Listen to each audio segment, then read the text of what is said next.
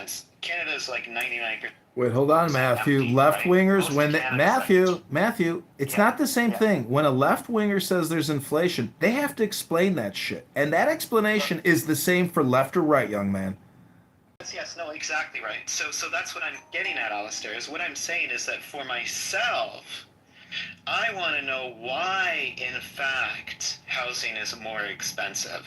I don't care what the politicians tell me. They're always going to use emotional issues to grab my vote, right? They're always going to pull, like you're saying, they're always going to lie to us. They're always going to give us simple solutions to complicated questions, right? So I want to know, like, what exactly makes the housing expensive? And then after doing that research, then I know how to vote for myself, right? It's my own truth-finding As an economist and a psychiatrist, I can help you out on that. Listen, dude, it's not that it's not Matthew. Matthew, it's not that difficult to determine how to price objects in the real world, dude. Do you have a serious question? Hello? And before we go, are you saying that he doesn't have the ability to understand the capacity for the housing market in his own country? I mean, I don't think he wants to get into the details right now. I just real quick. Yeah, because you're in Canada right now at the moment, and I'm in Australia, and our problems have overlapping similarity. And I can explain to you. I agree with you. I can explain to you a few concepts based on the things that you were asking. So, but this is kind of so. Russell, you weren't here earlier. I was just giving this as an example of how we're manipulated by politicians, because the politicians, if they're on the left side, they're going to say it's caused by these reasons, and if they're on the right side, they're going to say it's caused by these reasons. You know. For example, okay, so I'll just give you a little bit of it's not really about the housing. Yeah, thank you. Real quick, it's more nefarious, Matthew. You kind of just overlooking the whole thing. We expect our both sides to be doing what they're doing, right? Going back and forth, exchanging ideas, trying to figure this out by ourselves, like you're saying, doing our own research. But we have a group of people that are telling us nefariously that what we see in front of us isn't happening, right? And that's our own people. It's not even politicians. We're just talking about people showing up on stage.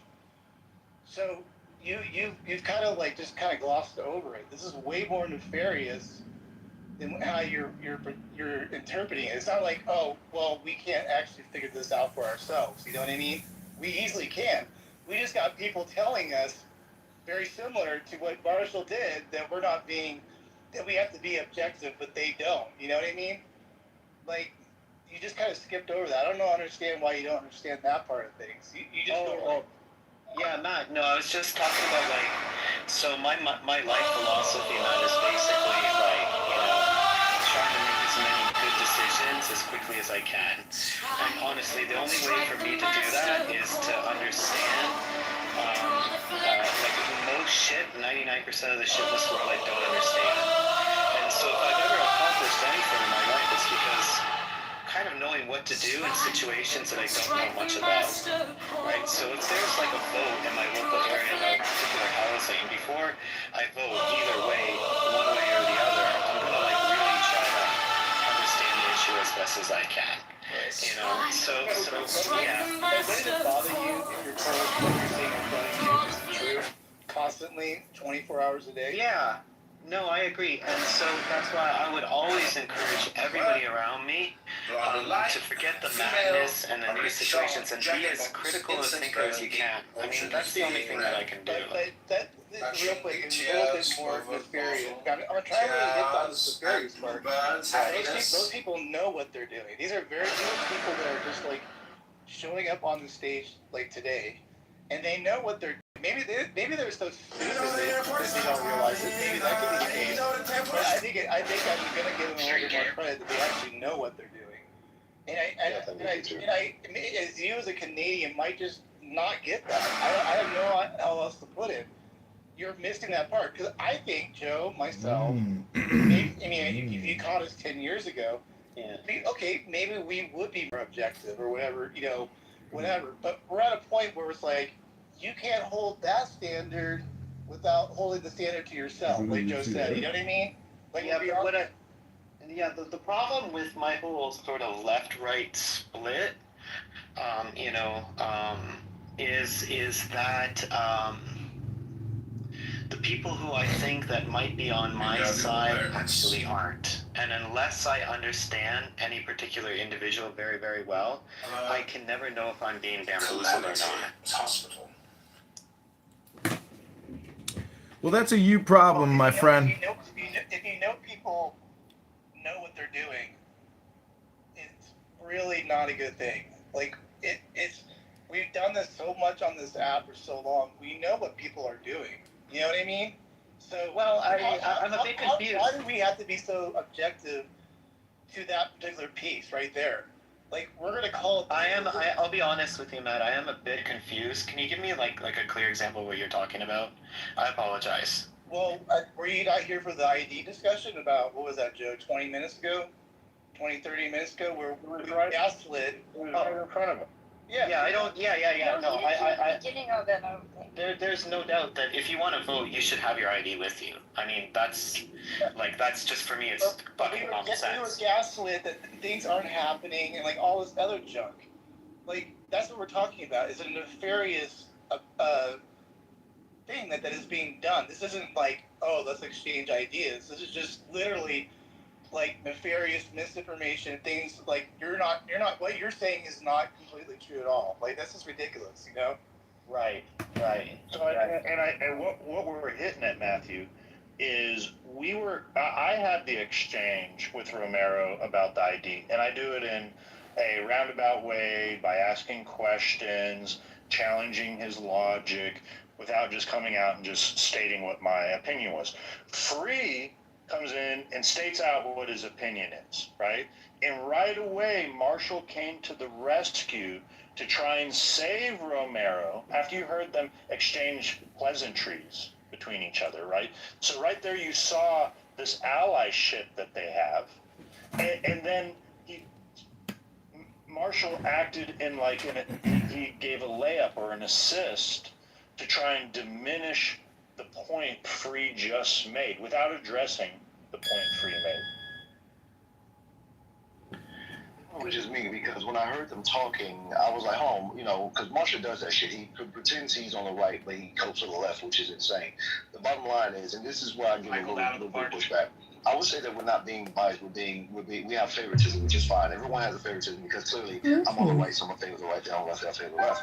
The bias aspect is that when we're being unfair, which is something that I'm against, and I know it's hard to do that because we're humans. Work with our allies when we face a combat scenario. Only third can we actually serve together. Bottom line is that and Trump wanting to kowtow to Kim Jong, which he's not going to call it that, but I'll call it that. Certainly does not look all that good. So I'll say those two things about it. So to put somebody like you, Marshall, you are a party member and operative. You joined the party believing it to be one thing. Now it's clearly another. Where does that lead? Hello, moderators. Moderators, if I may interrupt. Moderators, if I can interrupt and just ask a quick question. I'd like to play Marshall Rankin speaking in another room to give you a quick sample of Marshall Rankin. Would that be okay? That's cool. Let me finish this real quick. Give me 10 seconds. The answer to that question is yes. Then I'll say Republican. If the answer to that question becomes no, I can no longer get stuff done for the community, then I will stop being a Republican. So I've got a sense of what you just said in this commentary, that when it comes to the local politics, which is of great interest for you, you feel that the Republican Party is worth embracing because they're going to fight for the values locally that you believe in. But how does that where does that leave you when it comes to the national politics and the Republican Party? Kind of without a home, right? I don't really have a home in the national party. I don't really have a home in the state party. I can like identify with parts of what they say, but like I don't find myself identifying with the national party, say, the same way I did under W, right? And I wasn't even involved under W. I was just a high school kid. But I always identified more with national politics with W than I have with Trump. So, does that make it more difficult, given the fact that the president is so much underwater? Does that make it more difficult for you to organize on a local basis for the Republican Party? Because this is live. The symbol of the Republican Party is President Trump. He says he's not a Republican. Only under Bush. I pose the recruitment on grounds of national politics, yes. But most of the time when I recruit people, it is a, hey, come be useful for your community, right? We'll get you involved in some national state stuff if you want to be, but like come be involved for your community. So that's usually my pitch. And I'm not on the state board for the Young Republicans, so I don't really have to worry about the statewide messaging. But you don't get pushback from constituents on this? No, I don't. Now I get pushback from people in my own like Republican group. Right? Like I know I'm in this one chat group where there are people who don't like Muslims and they're critical of Israel. And they just, they're bigoted. And it doesn't describe most people. It doesn't describe even like half the people in the group. But it describes somebody who likes to flap their gums. Like Marshall. So, just like Marshall. Takes on a rather large place in this group. I have a question. They said that, so the doctor, I'm fine, but the doctor has to be left wing. All right, that's your sample of Marshall Stankin Rankin. Yeah, I didn't find anything wrong with what he said. The way that I see it is that Martha tried to remain independent-minded, I honestly don't see anything wrong with what he's saying there. What he's saying is that he doesn't agree. What he's saying is he's a man that's not prone to groupthink. Matthew, when you make your point, you don't then got to double down on it. You just made your point. You said there's nothing that he's doing wrong. Look, I clearly hear what is wrong, and this is why we have trouble with Marshall, is because he's, like better terms, a wolf in sheep's clothing. Okay? Hey guys, I've just joined mid-chat. We're mocking people. We're mocking people who we think are wastes of time, like Marshall Stankin Rankin. There's no need to actually destroy anybody's identity or character or history. The fact of the matter is, if you listen to retards long enough, you realize you are the retard.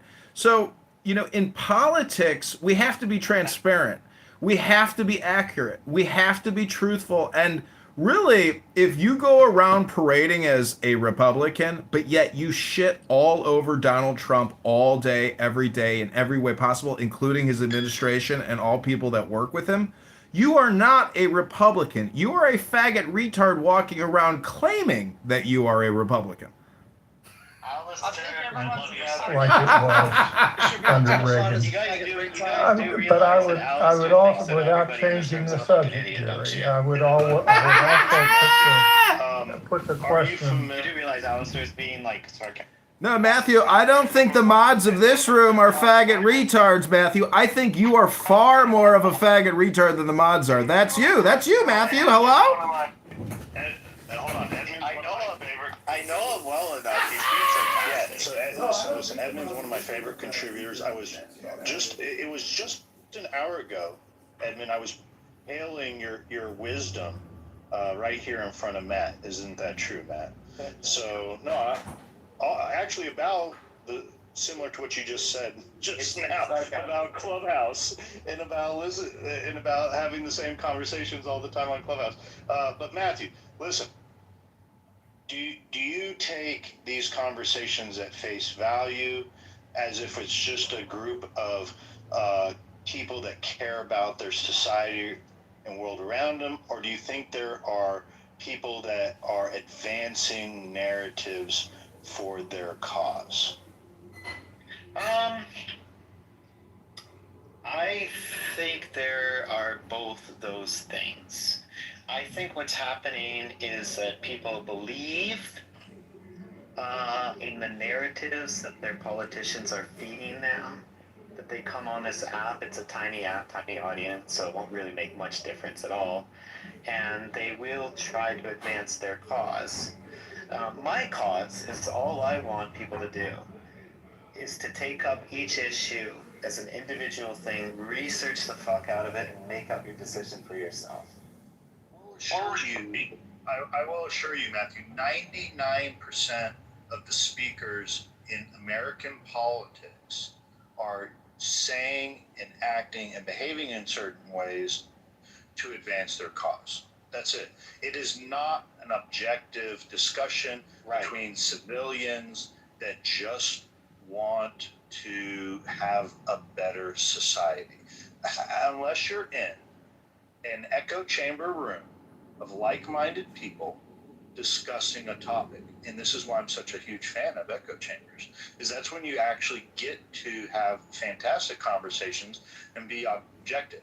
But when you have marshals, which are wolves in sheep clothing, pretending to be Republicans, and you have Democrats on stage with this moral superiority complex, they're constantly playing off each other. When a great point is made by a right-winger, to instantly come over the top and diminish what they just said, or move the goalpost, swing the conversation to another direction. I don't know if you see conversational debate the same way that I see it, but I see these moves and I hear these moves. I see it differently. Okay, I see conversational warfare occurring. People advancing, people sidestepping, people redirecting. I see these moves that people make. Now, sometimes on Clubhouse it's blurred with substance abuse, so and crash out emotion. That's funny. Right? That's true. But this isn't really like the top tier debate team that we're having here. But I can assure you, 99% of the American speakers are when they're talking politics, especially when they are talking with opposition, right, that they are not being objective ever, 100%. Right. And Joe, my thing about politics is like I don't care how other people vote. I like if there's a tower going up in my neighborhood, what the politicians tell me, I couldn't give two fucks, because I know they're already bought off. Like you're saying, right? They're bought off, right? 100% they are. What I want to do is I want to know if that tower is going to be any good for me or not, right? I want to know the issue at hand. I don't care about the drama or the pro wrestling. I don't care what the news says.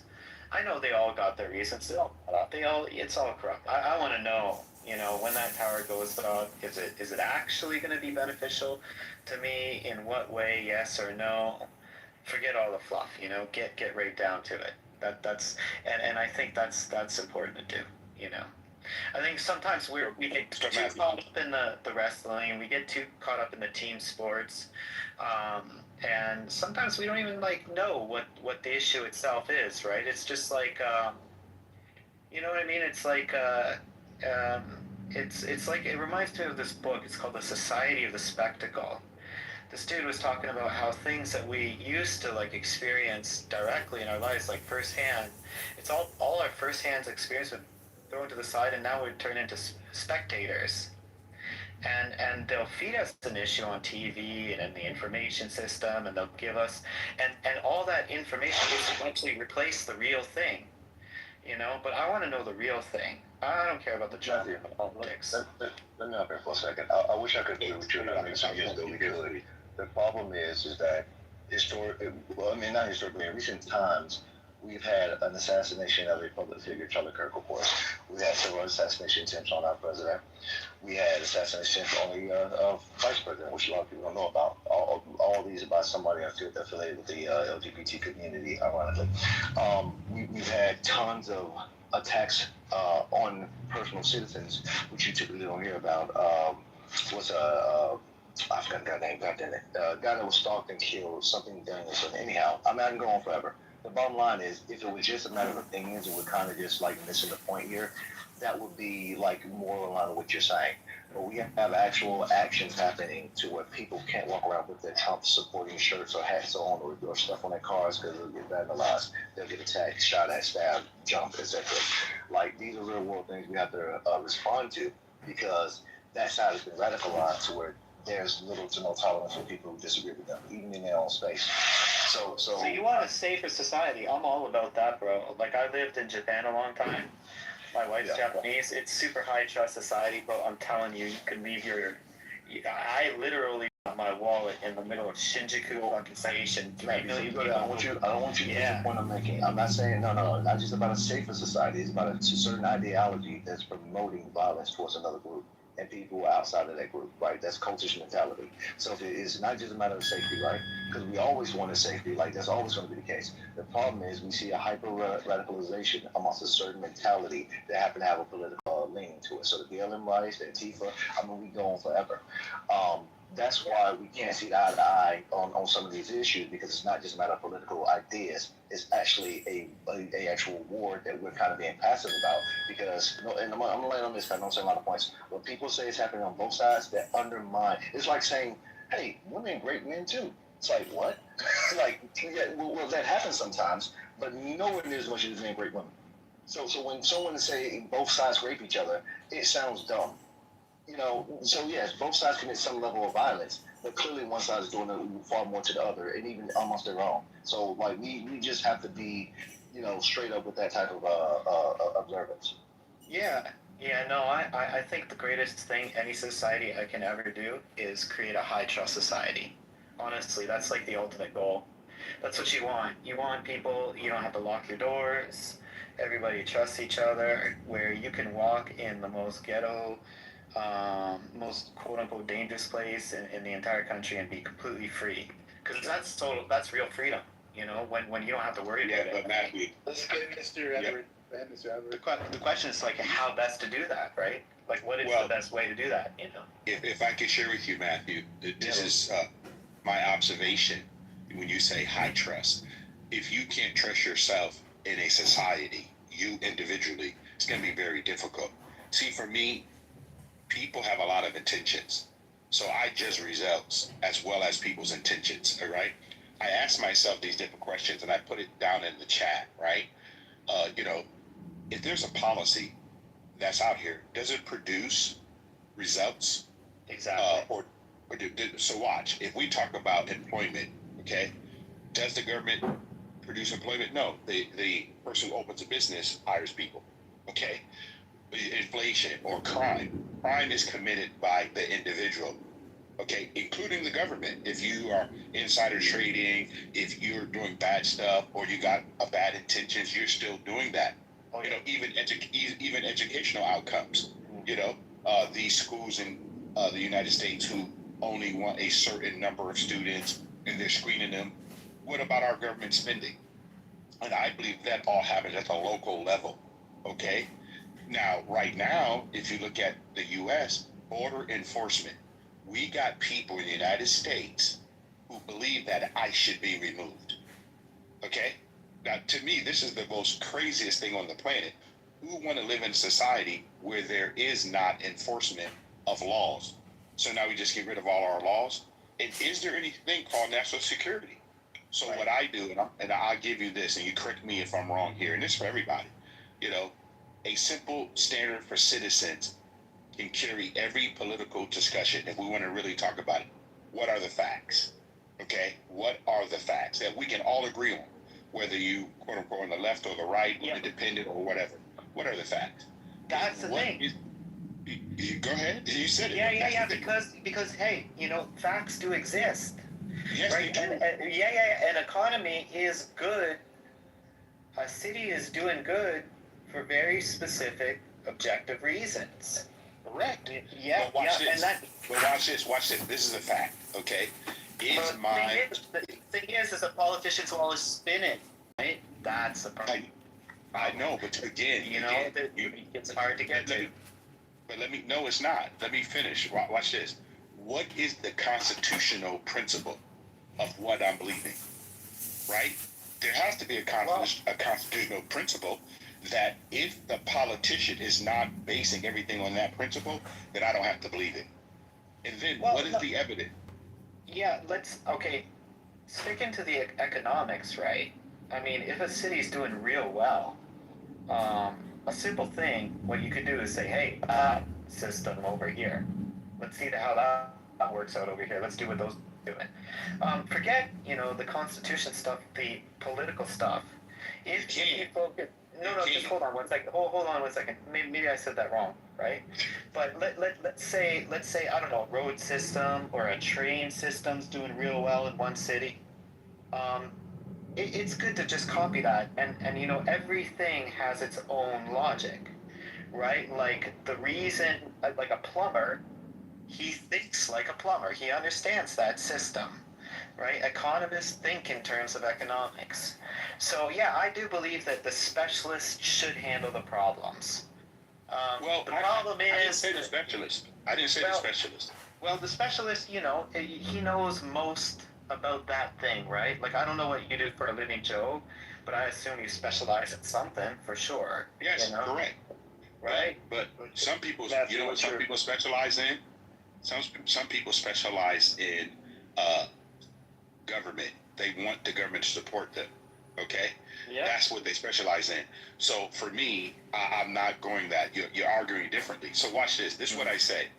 If a political party right now is in place, would we apply the same standards to each party in power? I don't think that is... No, we should, but it's not happening. Yeah. So I don't want to eliminate disagreement because I believe in clarity over agreement. If I'm going to disagree, this is what I want. I want to be more informed, not less informed. I want it to be consistent, and I want it to be intellectually fair, where we are actually talking about the same thing, which is essentially self-government. I don't think that a lot of people believe in self-government. I hear, and Matt said it earlier, we got a lot of people here that are just talking a lot of things, but they don't know the biblical principle. They don't know the constitutional principle. They don't know anything. But you know what they want? They want their government to do everything for them, and that's just wrong. Okay? I am responsible for my life. There's no government entity anywhere, whether it's Japan, whether it's England, Israel, America. There's no place on planet Earth that's going to be more important than what Edward decides for his life. And if I believe that my local mayor or my local senator or the assemblyman or my governor has my interest in mind more than me, I would be fooling myself. That's fool's gold. And I land on this, Matthew. The reason why I love America is that our founding fathers put the responsibility in the hands of the individual. And unfortunately, we the people have gotten away from that. I want to give a hypothetical, Matthew. Imagine, I'm going to ask you a question. Will you play along with my hypothetical? It's not a gotcha. No, 100%. Yeah. It just demonstrates a point. I'm not going to try and fool you. You imagine you're a king of a territory with subjects, and your subjects are complaining about the sun is burning their skin, and they cry out, "King, King, I work in the fields and I come home with my skin aching. Is there something you could do to the sun?" Now, are you going to, as king, are you going to objectively offer a solution or give them what they want to hear? Yeah, exactly right, Joe. So the problem is that the politicians know that people want to be lied to. You know? Yeah, it is. yeah, at risk if say the king comes back and says, well, there's nothing I can do about it. I know you work long hours. Maybe we have shifted working at night, and you come in objectively like that. Well, now the king is at risk of losing power, right? Rising up and chopping his head off. Exactly. And someone else coming along and saying, hey, look, I have the power to control the sun, and I can prevent the sun from burning your skin. Right. That's politics. Yeah, and that's why I keep going over this point over and over again, right? Is that for me, the point of my life is to try to make as many good decisions as quickly as I possibly can. So when I don't know something, I'm going to go to that specialist, right? And so if I don't know anything about sunburns, right, Joe? Let's say I'm living in this kingdom, and I don't know anything about sunburns, and the king says, I'm going to, do the magic Wookie dance, and then nobody's going to get sunburns, just vote for me next year. And everybody around me is in this kind of hypnotic state, and they're like, yes, the Wookie dance is going to save us. He's our king. He's our man. He's going to save us. And I consult with a specialist, and the specialist says, well, man, the Wookie dance is not going to do any good. But then another politician comes along and he says, hey, you guys have to go out there and plant trees. And then, your generation is going to be sunburned, but the next generation is going to have less suntan because, they're going to have the shade to rest under. I want to know, the first thing for me to do is to get to that truth. So I want to know if the politicians are feeding me bullshit or not, right? That's all I can do. Yeah, but in reality, a lot of the issues we have is that specialist is making money from the king. They're being paid by the king, or customers of that specialist are being subsidized by the king. Yeah. And then that specialist has an incentive to cover the king's ass and says, well, you know what? What if he lies to you? So what comes back to Mr. Edwards' point is the only one is you. What about you becoming your own expert in sunburns? Yeah, to be able to discern what it is. And that's really the only real path, because it's really hard for me, there are good people out there. I get it. There are good people out there that are not they're not agenda based when it comes to certain topics, right? Certain issues. And you hope when you go to that specialist that they're doing it for humanity, and they're not doing it to enrich themselves purely off of lies, right? Or to hold the power structure of the king and his round table, right? Right, exactly right. So, where sometimes we end up fooling ourselves is, certain issues like economics are very, very complicated. They genuinely are. There's so many reasons for so many different causes. There's so many reasons for so many things. It's such a complicated world. Wow. Listen, the point is, ladies and gentlemen, you are all wasting your time 99.9% of the time on this app, and maybe even off of this app. All I'm trying to tell you is, if you listen to faggot Canadian retards all day long that can't shut their fucking mouths and put a fucking zipper on it, you could be the faggot retard that you are criticizing. I'm just saying. Hello? People like Alistair are actually part of the system. They don't want you to actually think. And that's why I'm a threat to him, because he... Let me get the projection mirror and hold it up to your faggot face. I am now holding a mirror up to your faggot projection onto me. This is how projection works real time. You have been captured in my projection detection system, faggot. Just listen to him. Yeah. So there it is. He's fucking hilarious. John Kitover by far spends the most time on his app. Yeah, he does. Because he thinks you guys are fucking idiots, that's why. I know he's being sarcastic. Like, he has 3 rooms open right now. Anyways, I always encourage people to do as much research Tapes as are they can. filling there, right? Tapes. See, he has tons of accounts. There's an entire system, information system, that really doesn't want people to think. It wants them to be entertained.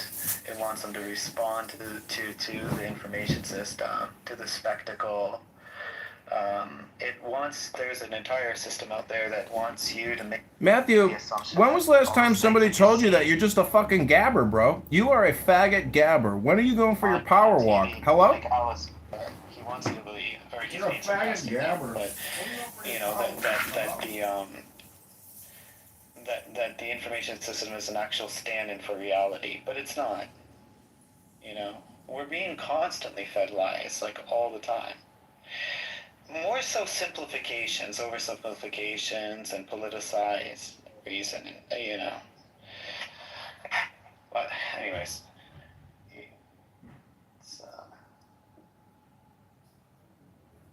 In major politics, simplification plus authenticity comes first. Then details go to the other layers.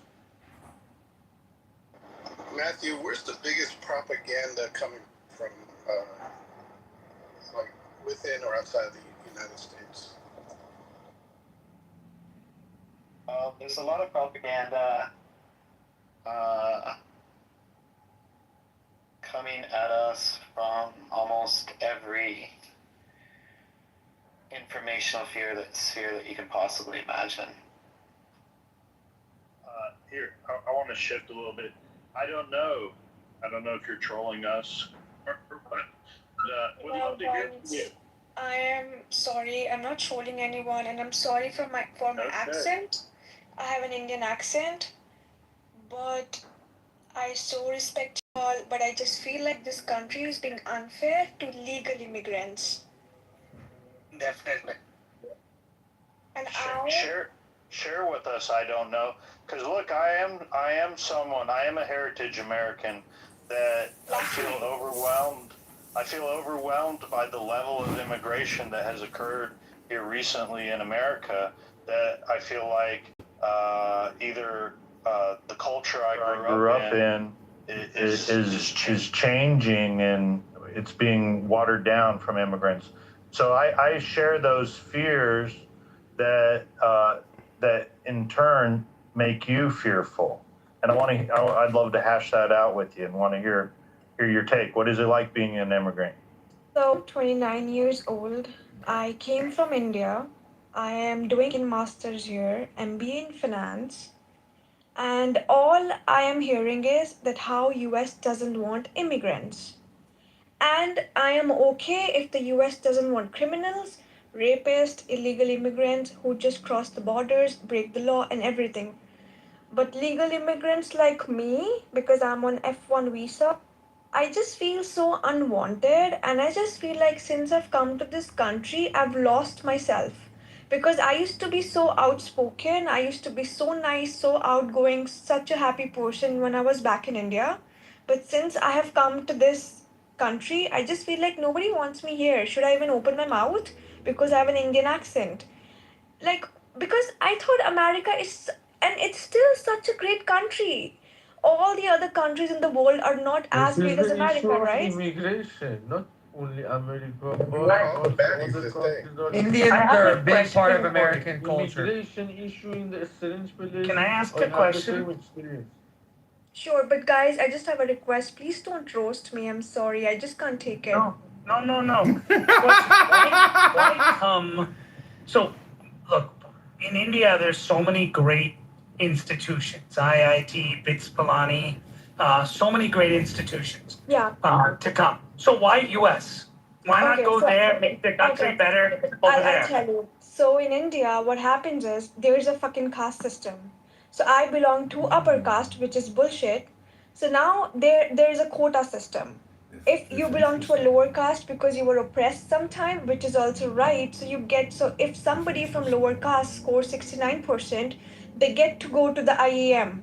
IITs, Wow. bigger colleges. But if a general caste, that's me, if she gets 70%, she will still not get into the bigger colleges, you know. Yeah. And then for me, my father is a retired army person in India. Now, as the average, I would say that I have been above average in India, but I was not able to set up my own business or get a government job in India, okay? Which you have to do a lot of competitive exams and clear some rankings and all. I couldn't do it, right? Because I was just an average person. And then I did my MBA in India and I started to work in corporate sector. But there was no respect for me. So And what in you US, experienced was I'm sorry. In US, even if you work in Taco Bell, McDonald's, Burger King, even if you're a truck driver, everybody respects everyone so much. It's such an that's not amazing true. place to be. So No, I've seen that. hold on. So hold on. I just want to ask you. I just want to go down this rabbit hole with you. So just to be clear, what you experienced is what U.S. called for a long time affirmative action. A lot of people that were considered lower, quote unquote, were getting into and that's quote unquote because I don't agree with it, but they were somehow considered lower. They were getting opportunities that people who were well qualified weren't getting. We had that for a long time. The current administration got rid of that. Just like, that was something that was happening for a long time. People objected to it. You see the exact effects of it. Those of you who supported affirmative action, she's giving an exact example of how that can discriminate against people that are qualified in favor of those that may not be, just because they want to meet certain social quotas. So yeah, whatever you want to call it. But a few other things just to let you know, right?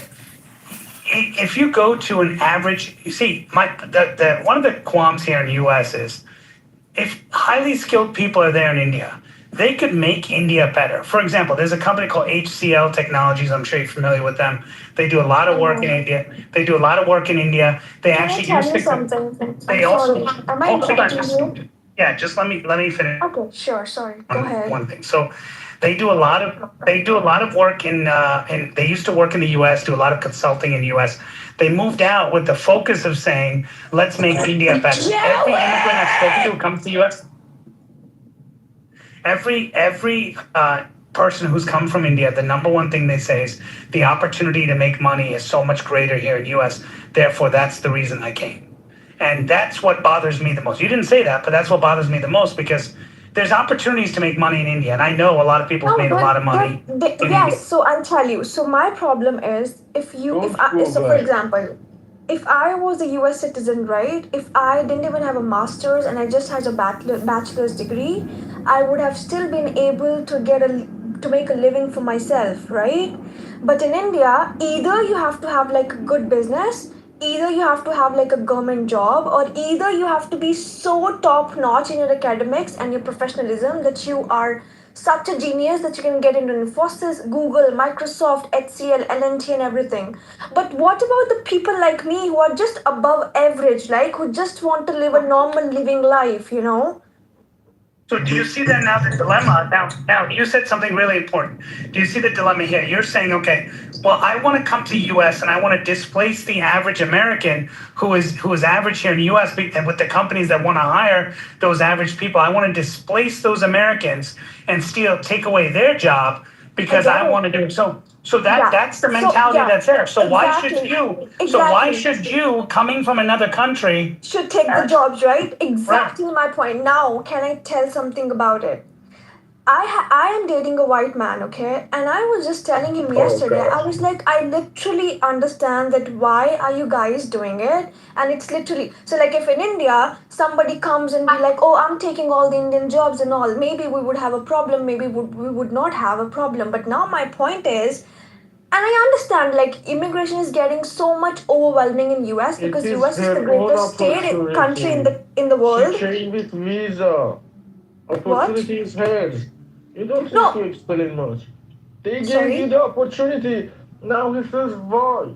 You gave the visa yourself. Yeah, and your first problem is you're dating a white man. Right? I'm sorry, I can't hear you guys. Don't worry, we can't understand him either. So my point I am is, saying that the right is yours.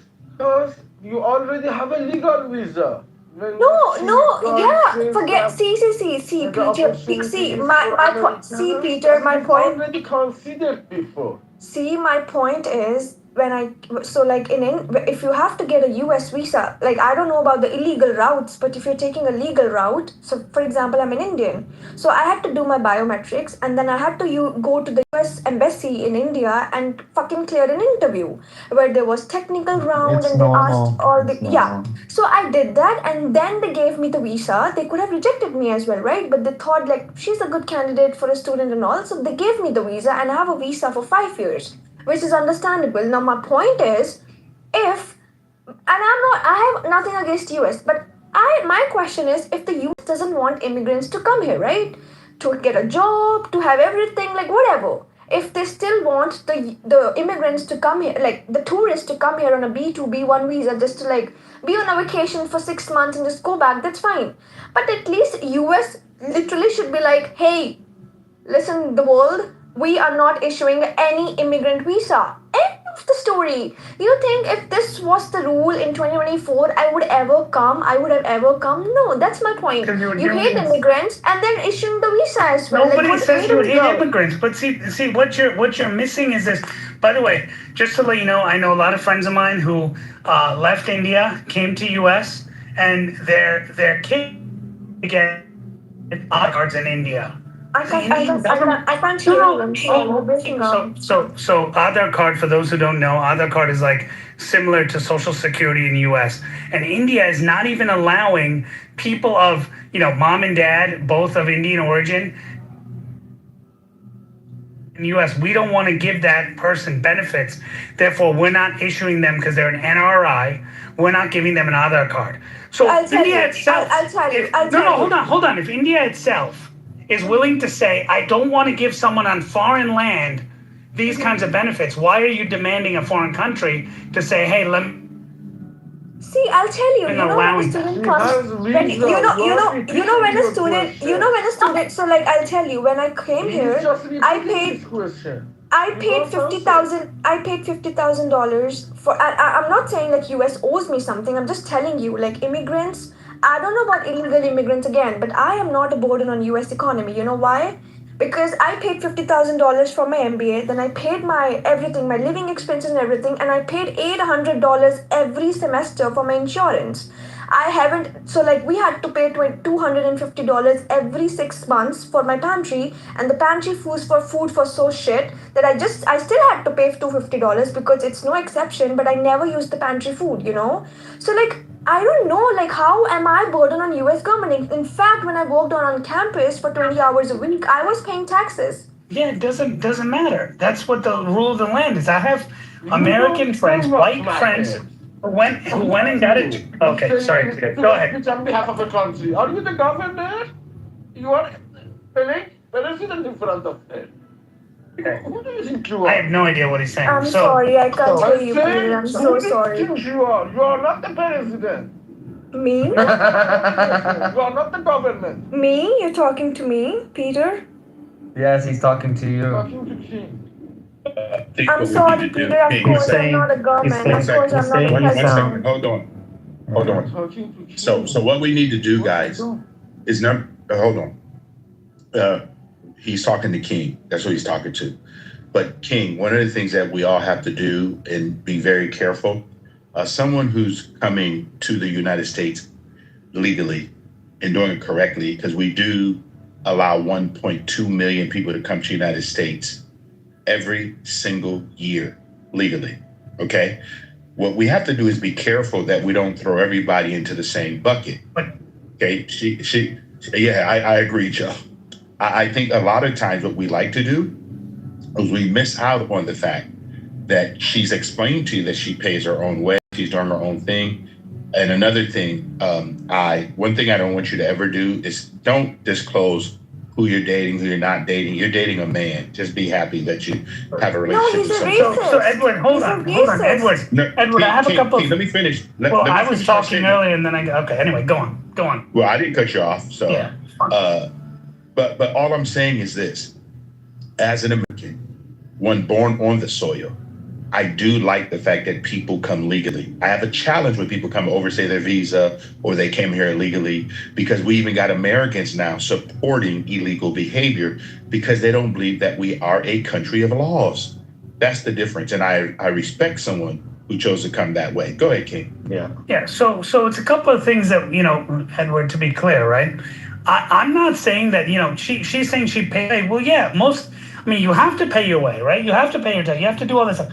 But just because you came here on a student visa doesn't mean that you have the right to get a job and that they have to hire you. Okay, just because you did. Hey, hold on. I'm not done. Like, Okay, you let him it. talk. You didn't interrupt because he was saying something maybe positive or whatever. So but not fair for you to say, hey, because I'm here, I'm working hard. What about the American citizen who's working his butt off at McDonald's and Taco Bell that would love to have that $40,000, $50,000, $60,000 a year job that you're now going to take from them? But they're not because educated you can. enough. Americans are not even undergrad. Oh, there you go, guys. That's what I've been waiting for her to say. Barack Obama's coming. And that's even Barack okay. Obama's famous coming. Hold on, guys. Hold on. Barack No, Obama's King, 1 second, famous King. Dude, I'm not done. Oh my God. All right, Ed, go on, Edward, go on. Why does everyone interrupt? No, I'm not interrupting you, King. But Peter, 1 second, Peter. 1 second, Peter. You should have let him finish. No, okay, King, you want to go ahead and finish it? I just want to raise something up. So go ahead. Well, bro, she made a good point. Like, if the person isn't qualified, they're not qualified. Let King go. I think his connection is bad. I think that's why.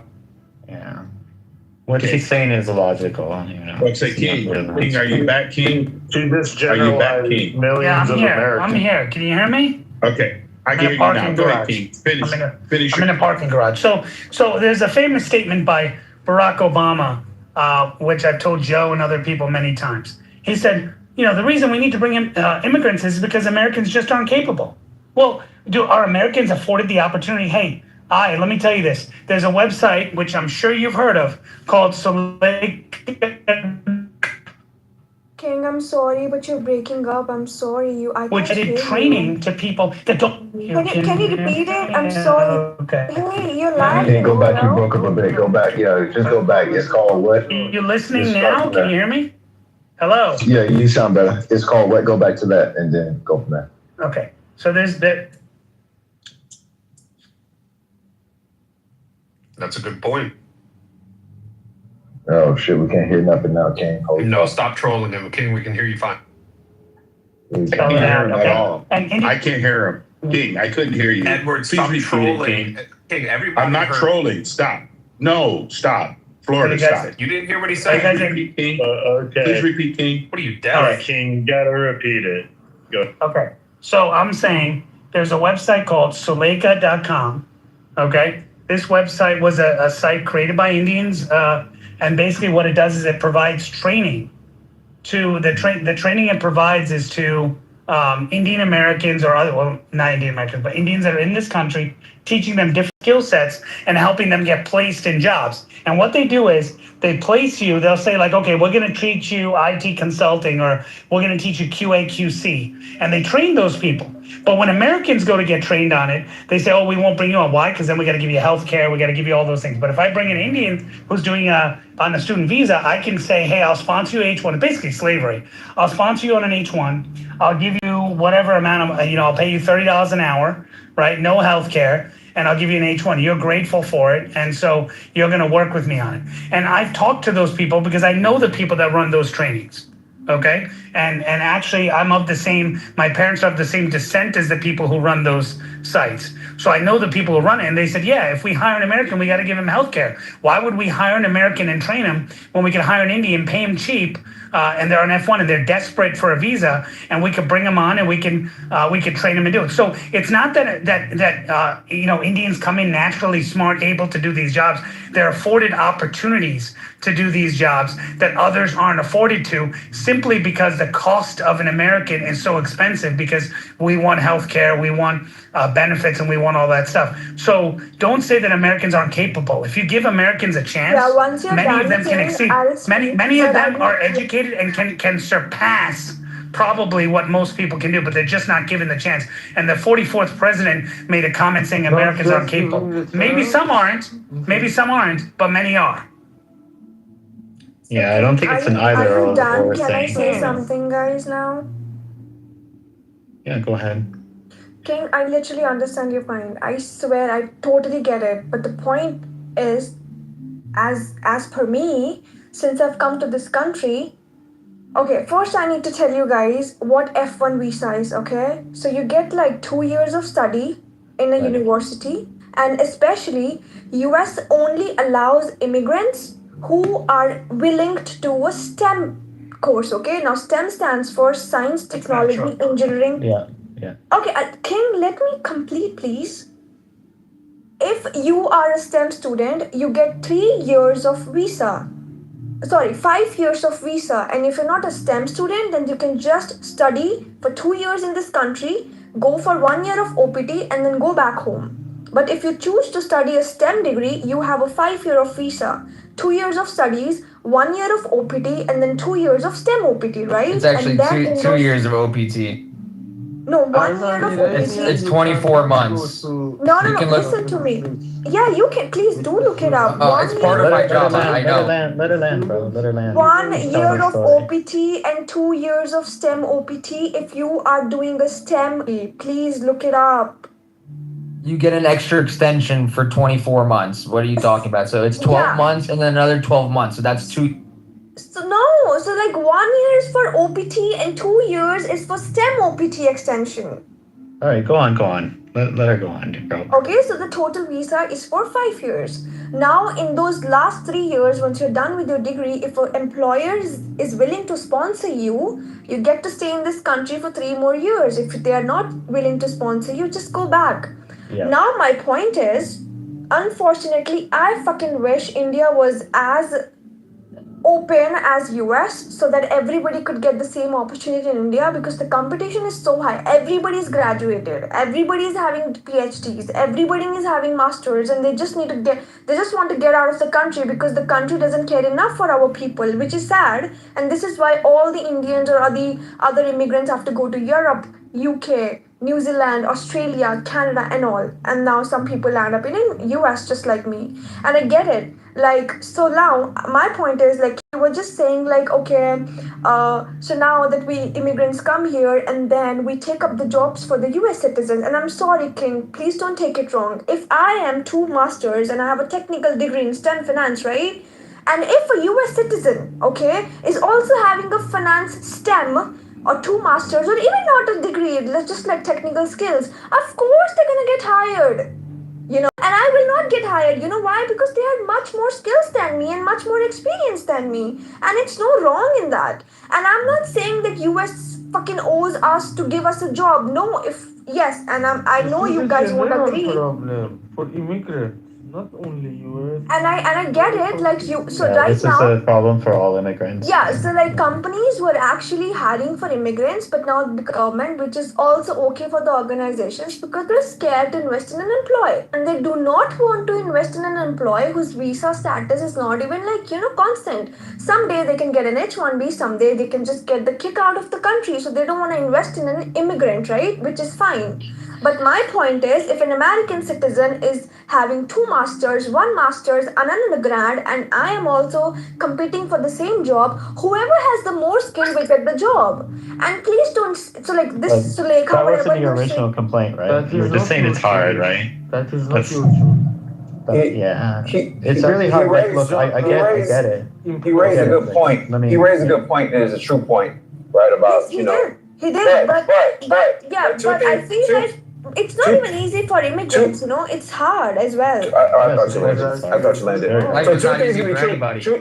Two things can be true. 2 things can be true at the same time. Because on one hand,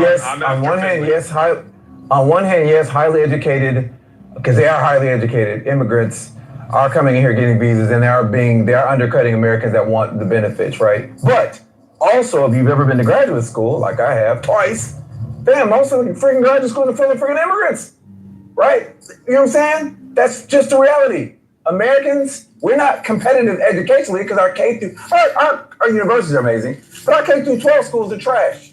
they're just not good, and we're not competing, especially in the STEM fields, which is why corporations were looking across the border, which is why we were so attractive. Exactly. And so we gotta fight with that. Also, we also took away workers' teeth, right? We said unions, bad, fight on your own. Right, fight on your own. Instead of collectively, fight on your own. And then we get corporations saying, we have the upper hand, and we can slap you around, which is why they're allowed to do stuff like this.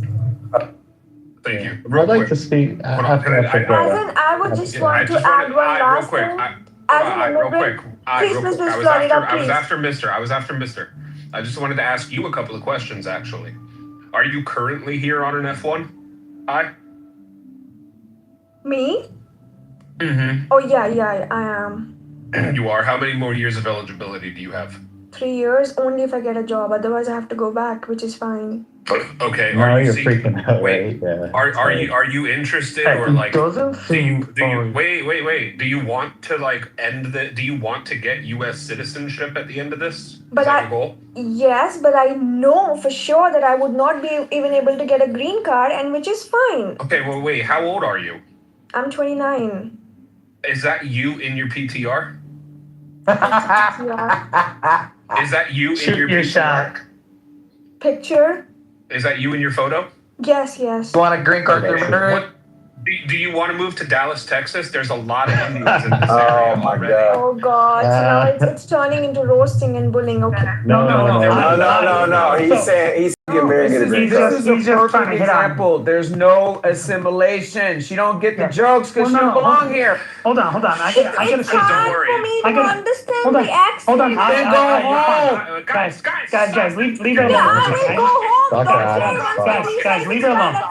Guys, stop it. Leave her alone, guys. They're just teasing you. Let me just But I'm ask. not teasing them. Can I just? I just want to ask her something because you said everyone talked about our capability. Just remember, You guys suck. majority of the immigrants who come from India and other countries and have these 2 master's degrees don't end up working in the 2 master's degrees or jobs that require the 2 master's degrees. They get jobs as Java developer, QA tester. They get those jobs initially because that's how they get their visa. Then they build themselves up and go into the larger jobs. So what I'm saying is, give me my that. visa doesn't allow me to work anything other than financial analyst, business analyst, data analyst, or treasury analyst. Exactly. That's the need of my visa, guys. See, He's trying to make the argument that you came here under lesser circumstances. Built yourself up in America. That's not what I said at all. Okay, I'll let you clarify. I'll let you clarify. So I'm not saying why you think There's an you're better entire than them. community of Indians That's who not what work I in your said. field So that can- will be able to help you get connections Okay, within can I finish? your area I of don't study, want within to. your area No, of I don't conversation. want to go. I don't want to take Jesus. any Florida, you have illegal no idea about route, this bro. process. I don't want to take any illegal route that Correct. Indians So take. I just to that be I clear, can stay in this legal. country. It's Just to be 100% clear. legal. Go and They have look at real jobs. Google online business analyst training. Okay, you'll find a bunch of Indian consulting companies that train people to be business and financial analysts. Okay, including a company called SVAM. Okay, they actually do shady stuff like training. They'll do the interview for you. They'll do other Yes, things. and I like don't that. want to do that. It's No, but scary. hold on. But 60 to 70% of the people come in this country. I'm not saying you are, to be clear. Okay? So the problem is that when people are doing those things, and you just admitted, yes, they do that. They do the interview for you, throw you in the job. Do you realize that they don't give those opportunities to white people? They don't give those opportunities to people who are here. Why? Because if I give them, they can ask me for medical insurance. They can ask me for other stuff. I'd rather bring I an already Indian have an insurance. who can make it. No, Just because you don't want to do it, don't say it doesn't happen. So the fact is that it happens, and what they do is they cheat these people, and they're basically treating them like they're treating immigrants This is for so free. wrong. But Yes, hold on. Those opportunities are not available for Americans. King, why is to that the build their immigrants' fault? profile. Can I hold on? Can I finish, Finley? Can I Yeah, finish? So the point is that it's not the immigrant's fault. can I That's the point, finish? though. Matthew, can I finish? Yeah, well, what's your point, bro? So the point is that opportunity is not available to you today, Matthew, to build yourself up. That's not her fucking. No one said it's her problem. Well, he's Oh not my American God, you're an anyway, idiot. so- No one's talking about it. But we're talking about her. No one's talking about you in this problem. No, it's talking fine. about her. I know you're talking about. She's the more whole- American I'm than saying Matthew. about the process. But I don't understand. I'm sorry, King, but I don't understand. Okay, American citizens, no matter what race you are, you can literally study and work. You get your studies completed. You can work in any country you want. Because you are a citizen, That's not which is true. good. You are lucky. Not in any country. That's not true. No, I'm saying. I'm sorry. we do have a massive. You can work in any field. I'm just saying that. So can you? By the way, you could be a pan wala, you could be a chai wala, and you could do whatever you want. You just don't want to do those jobs. That's the whole We do have point, a- King. we I do just have a want to mass- be a chai we do have a wala mass- and stuff. This is why I came to this country. Wait. This country do- is taking we do the have a time, ma- so- we do have a massive. Hold on, guys. Do you see what she just did? She's saying that Americans can work at McDonald's and Taco Bell, but she doesn't want to be a roadside. She doesn't want to be a roadside vendor. Listen to me. But the reality is, No. but the Listen, if an immigrant comes The to re- this country, they are only allowed to work on campus. Now on campus, if there are enough jobs, the only way they can get a job is they're But you're saying right? the benefit If of an being immigrant- Americans if- is that they can work no, anywhere. if That's what you said. No, she's saying she's limited. No. I wish I was Exactly. able to work at Taco Mr. Bell, Finley gets McDonald's, it. Burger King, so that at least I could work 40 hours a week and pay my own rent, and my parents didn't have to pay for my shit. That's what I'm saying. Americans are she's so saying. lucky, bro. Come on, I don't hate any. Even how if I is go it- to India, I will always tell everybody America was they're so lucky great, in- and I So couldn't King- take it. King- Simple. Wait. She raises. But in India, She raises a good point. In Right? India, if She's I saying- want to work she's saying- wait. In India, if I want to work in a Burger King, I'm not fighting you. I'm not fighting you. That's not true. What I'm saying. Come on, order. You Come can work on. as a chai wala and a pan wala. Hold on, any place. King. You just don't King, want hold to. on, King. You made your point. Respond. Yeah, Finley, what do you know about how India works? So listen, she raises a good point. And the thing the issue that I've always had with us and immigrants is that we blame the immigrants for coming here to work. No one Right? Give us visas, bro. We'll Let me not finish. I'm on your side, young lady. I'm on your side. We blame the immigrants for coming here to work. It is not her fault. It is not Indians' fault that the greedy corporations are undercutting us to pay them less. That's not our fault. That is absolutely not our fault. Okay. Right? That's our fault that we allowed to happen. So I am not mad that an immigrant comes here to working and undercuts I'm not mad at them. They're trying to feed their family just like I am. Right? That's not their fault. But why do we get mad at them? That's what I want to know. Can I explain to you now? Okay. So Let me know why you're mad at them. Let me explain to you, and this will easily make sense. There's people who take advantage. There's people who take advantage of the process. I'm not saying I is. To be clear, before you guys start trying to accuse, it's not her fault. No one's saying it's her fault. She's probably one of the very good ones, okay? She But sounds like a great 60 to one. 70. In fact, So she sounds 60 like... a few of us Can in the you chat shut up, saying it's her Florida? fault. Oh God, can Florida just shut the fuck up? Dude, okay, so if you take 60% of them, they come here knowing, okay, you know what, I can easily get a job in the US versus getting a job here. So I'm gonna immigrate to America and get that job, but it may not be in my exact area of study, but hey, I can get an opportunity there. But what the problem I'm saying is you're applying for an opportunity that others don't apply. And by the way, Finley, just to let you know, the companies that are doing this, that are doing the training and giving them the jobs, are not American companies. They're run by Indians who come to America and say, holy shit, I can bill Accenture, I can bill Google, I can bill them by getting them a $30 an hour. Hold on, I'm not done. So they can give $30 an hour. They can say, hey, I'm going to pay this lady $30 an hour. Wow, I worked at one Publishers Clearinghouse, and they actually I was in the IT, I was at program management. They brought this guy named Ayappan in from South India. The guy was so excited. He came to me, he goes, Naveen, I'm here. He's a senior developer. He was getting $24 an hour. He said, Naveen, I'm getting $24 an hour. It's amazing, 24 by 70. Look at how much I'm making. I said, dude, you're converting it to rupees. You can't make any money here in US like you can. He goes, no, they're putting 3 of our families in a 1-bedroom apartment. I come every weekend. Is it our fault? Wait. He takes us to get in. I'm not done. Is it? I didn't cut you. I'm sorry. I didn't Is it cut you. our fault? I didn't cut you. They provide him a car. They go pick up food. They say, oh, I go to Patel Brothers, the card from Patel Brothers, and does it. So the whole point is the fact that Americans aren't willing to work for less money because we don't want to take a pay cut. What sounds like what Finley is saying is, hey, Americans, be willing to work for less money. That's not what I'm saying. No healthcare. That's not what I'm saying. No, don't do that. No healthcare. Absolutely not what I'm saying. So, don't you dare. Don't do Trump that. and Tom. So Trump No. and Tom. No. So Trump and Tom. I'm not done. So Trump and Tom Cotton proposed something that every Democrat was against, where they said raise the pay limit for all positions, including H-1B, to 100,000. Like what unions did. You know what? Honestly, and guess what? I feel like all the immigrant visas should be fucking cancelled, and we should all be sent back to our country and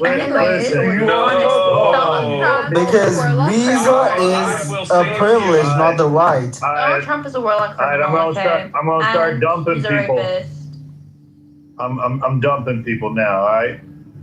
King, did you finish? You got to let King finish. Yeah. So Tom Cotton and Donald Trump proposed in the first term a executive order that raised the limit, saying 100,000 is what you should pay the salary for these people. The companies went nuts. All those small Indian consulting companies, 60% of them went out of business. Trump left.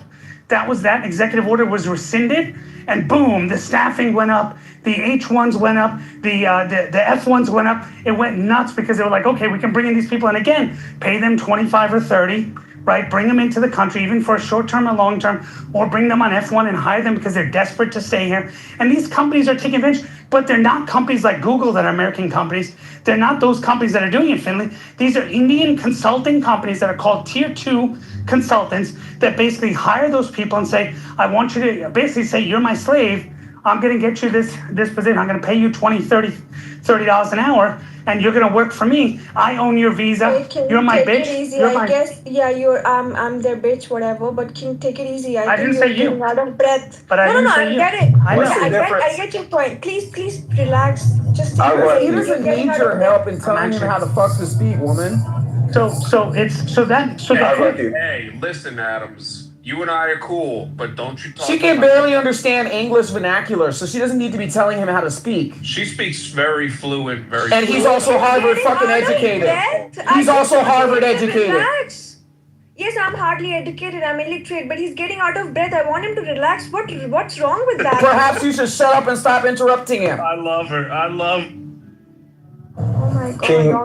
King, what you're saying is because I find it crazy that the president wanted to write an executive order to mandate a minimum wage. Did you say? No, he said foreign. Hold on. He said people on visas should get an equivalent wage to what the economic for that minimum person. wage. No, it's not a minimum wage. No. Oh, it isn't $100,000. Didn't you say that should be the wage? No. So he's saying a person. So if you actually read the whole, I recommend you read the executive order. So in it, he says, hey, if you take a senior IT developer and you do the market research and you figure out what someone would be paid who's a U.S. citizen, right? It may be 100,000 in that particular area. Right. He's setting a floor. He's setting a floor for the wage. Right. I get it. Whether or not you don't want to call it a minimum wage or not, that's what it is. For immigrants, correct. Right, but that we literally this unions literally do the same thing, right? What? Unions do the same thing. They say, listen, we should be paid X amount of wage, right? This should be the minimum that we should get for this job, right? They do the exact same thing. There's not a difference. This is the principle. Okay, so what was the principle? Let me finish. I'll let you finish. Did you read the EO? Did you read Let me finish. I don't need to read the EO to understand the principle. Qualifications. It's based on qualifications. The unions do the same thing. You can't just walk in the dang on store. It's not based on qualifications. It's based on. Hey, we're in the union. You have to have a base the qualifications to get the job. Absolutely. He's right. Right, and so unions are saying, we're worth this much. You need to pay us this much. Stop shortchanging us. That's the same thing that you're telling the Indian firm to do, right? Which makes the job more fair, right, and competitive, right? But what you're saying, but now you're saying because all they're doing is practicing capitalism. If I can get the labor for cheaper there, that's what they do. That's literally what capitalists do. Why would I pay more if I don't have to? But unions again. So you're supporting capitalism in that. You think that's the right approach? Listen, Listen, I'm not. No, I don't. You're for underpaying Let me. If you allow me to respond and finish my statement, because you're putting words in my mouth that are false. I am saying that's what capitalism does. I didn't say I support that. I'm giving a statement of fact. Now I will give you my position. I am very pro-union, because I think capitalists are very greedy, and I think that they're hyper unfair to labor, and so that's why I'm pro-union. I'm not saying you're perfect. I'm not saying they're perfect, but I'm very pro-union. Very pro-union. And stops people from hiring them because the view is, well, if I'm going to have to pay that much anyway, why would I hire an immigrant when I can hire an American? Visas, but that's okay because they're hiring Americans and they're paying them what the market value would be. In other words, they also said in it, you have to provide benefits to those people. That's what Trump said. You have to provide benefits to those people. Well, what happened? Companies decided, you know what, screw this. If I'm going to pay that much money, why would I hire an immigrant when I can hire an American citizen for the same amount and not have to deal with paying the fees for the visa? I'd rather just hire an American citizen. Hey, the visa is always cheaper. The visa is always cheaper. Always. The visa is always cheaper. I'm saying if I gotta pay, even if I gotta pay $100,000 and $100,000 for the visa over the course of time they're working there, the benefits, because benefits can sometimes be 40, right? But you have 30-40%. That's all. 30-40% on top of the salary per year. By the way, it's total. And by the way, it's total comp. So you read the executive order. That's why I asked you if you read it. It's total comp, which includes what they're getting paid in shares, what they're getting paid, and all that stuff. So they have to offer a total comp package. So hold on. Look, I think this is a really big point that we just need to slow it down because y'all are talking real fast, so everyone understands what just was said. King's outlined that there was a greater incentive for businesses to hire immigrants, and it was not what they lied about in saying Americans were not qualified. The government had created a system where the expense of hiring the American, it cost them more than hiring an immigrant. And now Trump has come along to try and correct that. Is that accurate?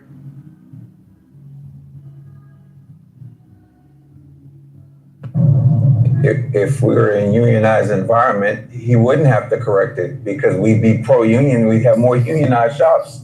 And the unions would collectively. What does that even mean?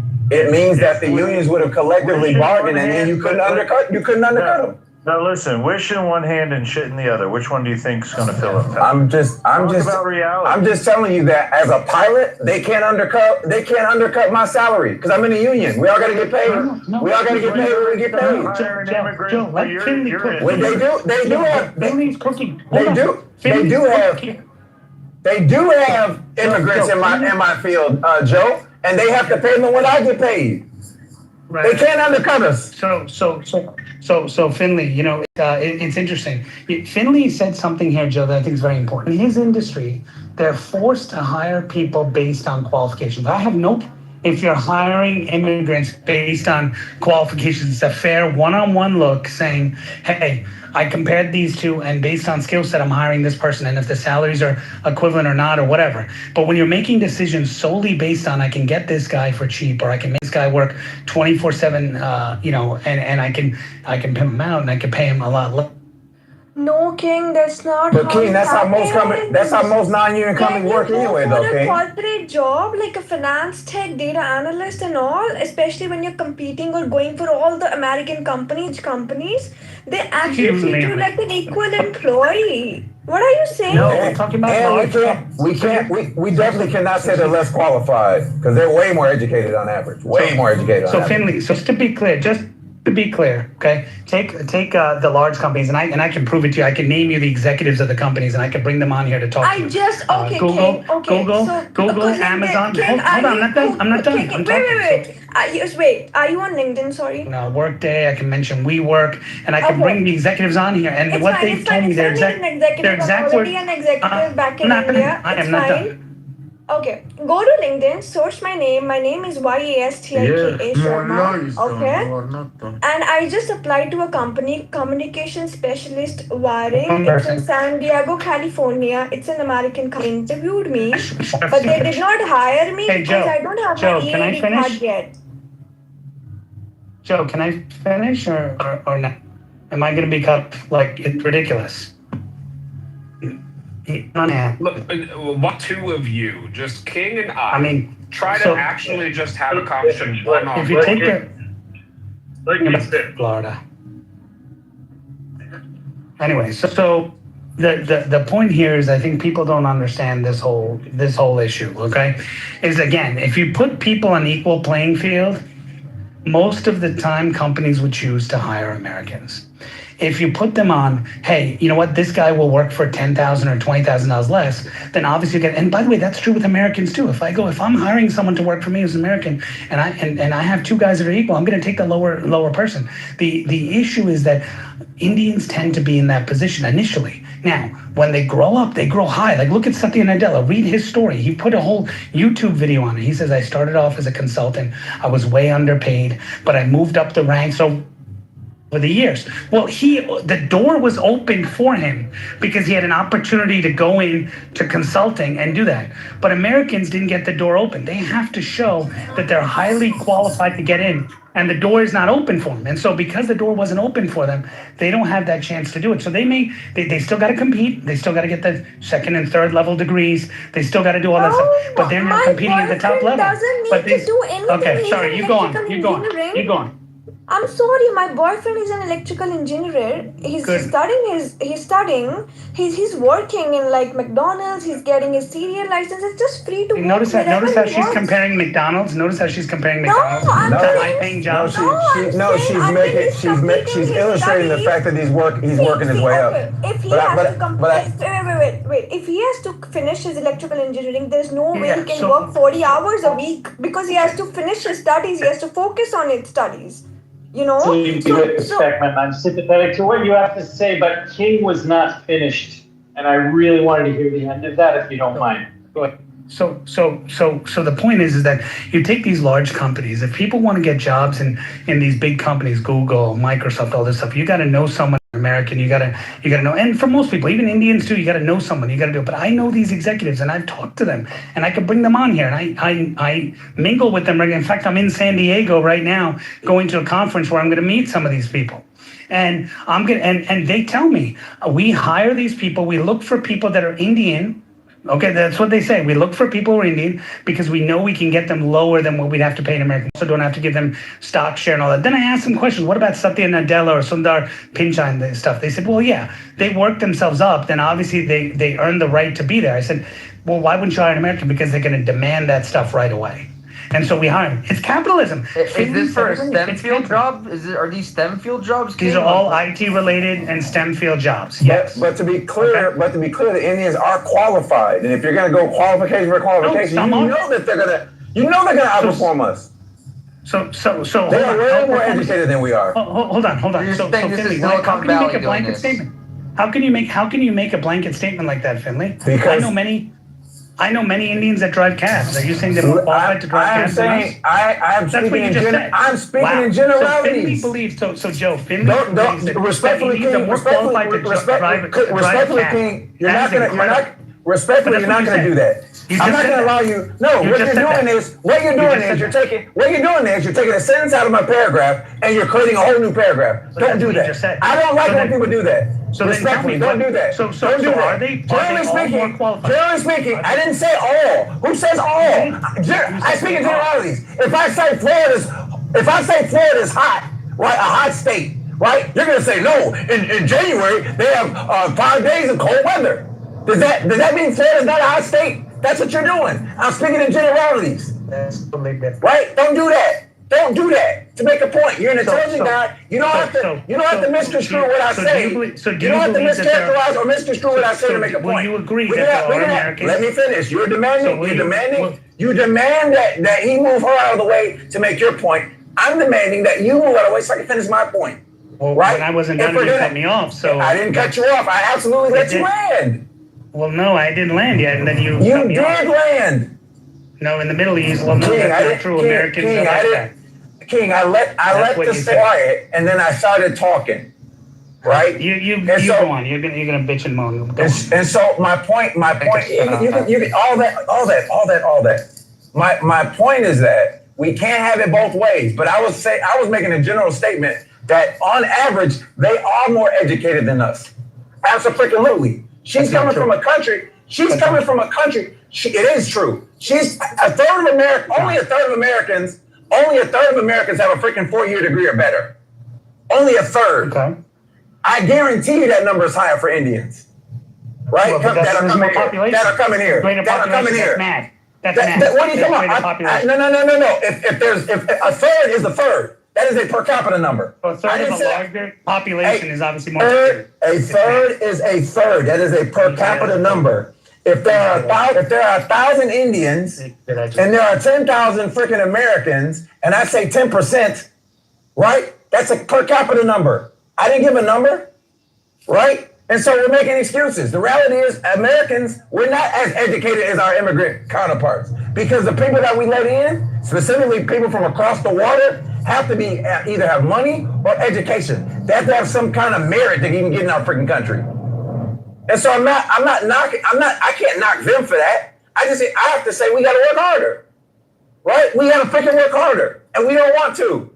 We want to blame the immigrant. Hold on, family. That's not true at all. They let millions of Americans. So it's not true that you don't want some Americans don't want to. Hold on, Joe. I'm speaking specifically across the water, Joe. I'm not talking about across the southern border. I'm talking about across the water. There you go. Look at that. Notice how he then goes and says. I am very specific. I choose my words carefully. You just said generalities. Now you're saying you're specific. Okay. Anyway, so you're doing that. You're doing that dishonest thing. You're doing that dishonest thing. Can't do that. Don't do that dishonest thing. I speak in generalities. Wait, I'm actually specific. But you're being dishonest. You're being dishonest. But that's what you said. I'm quoting you. No, you're taking. Joe, am I saying anything wrong? I just said it earlier. I said what you're gonna do is you're gonna take a sentence out of my paragraph and then create a whole new paragraph. That's what you're doing. I didn't create one. Yes, you did. Your words were I. Give me the full context of my words, then, Joe. Then, King. Give me the full context of my words, then. You say specific. You said I speak in generalities and I speak in specifics. Give me the full context of the statements, sir. You responded to Joe saying being very Give me the full context. Give me the full context of the statement. You said you're speaking in generalities. In what context did I say I'm speaking in generality? Go ahead. About whatever you were talking about. Exactly, because you're taking it out of context. Keep it in context. Okay. When you take it out of context, deliberately, you're being dishonest. Don't be dishonest.